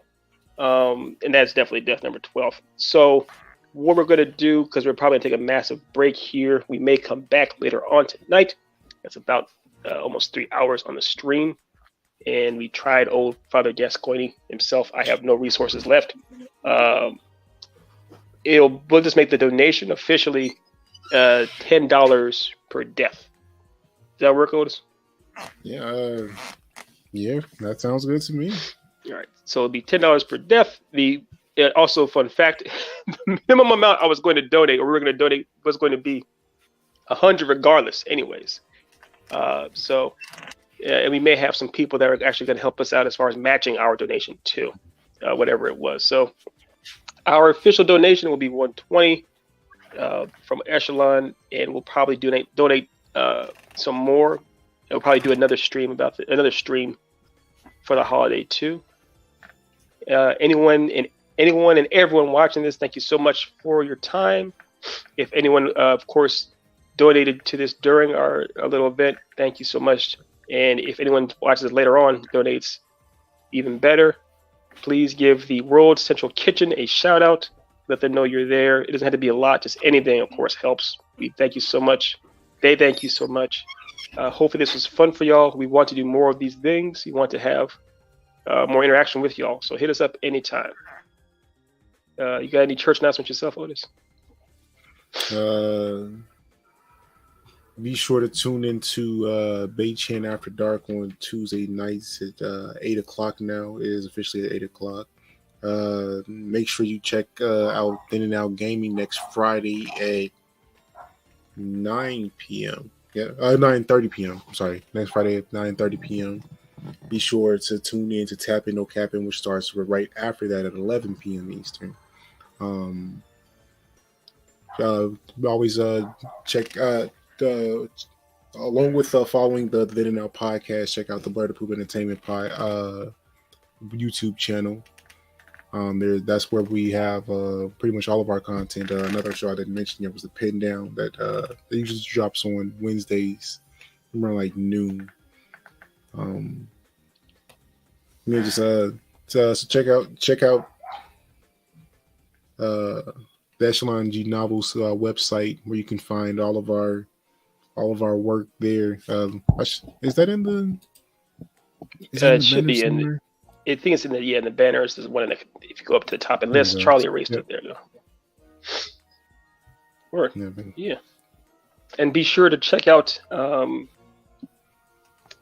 Hero Academia, Demon Slayer, Jujutsu Kaisen, and even Bleach. Check out Bleach. Jujutsu Kaisen manga E.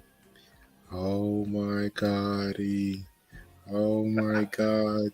These next two seasons of Juju are going to break the internet. I know I have no doubt. The movie dropped on was it Crunchyroll and on Funimation. It's like, yo, I forgot how insanely good that was. So yeah, I'm hyped. I'm hyped for everything.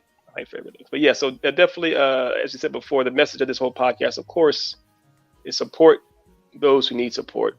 If it's by giving to those that in the holidays, please do so. If it's showing love to those who are trying to pursue their dreams, love them. Love yourself too. You do you. Yeah. That's the end of our ramblings. We thank you again for your time, and y'all have a good one. Yeah. Don't be afraid to ask questions. That's the biggest thing.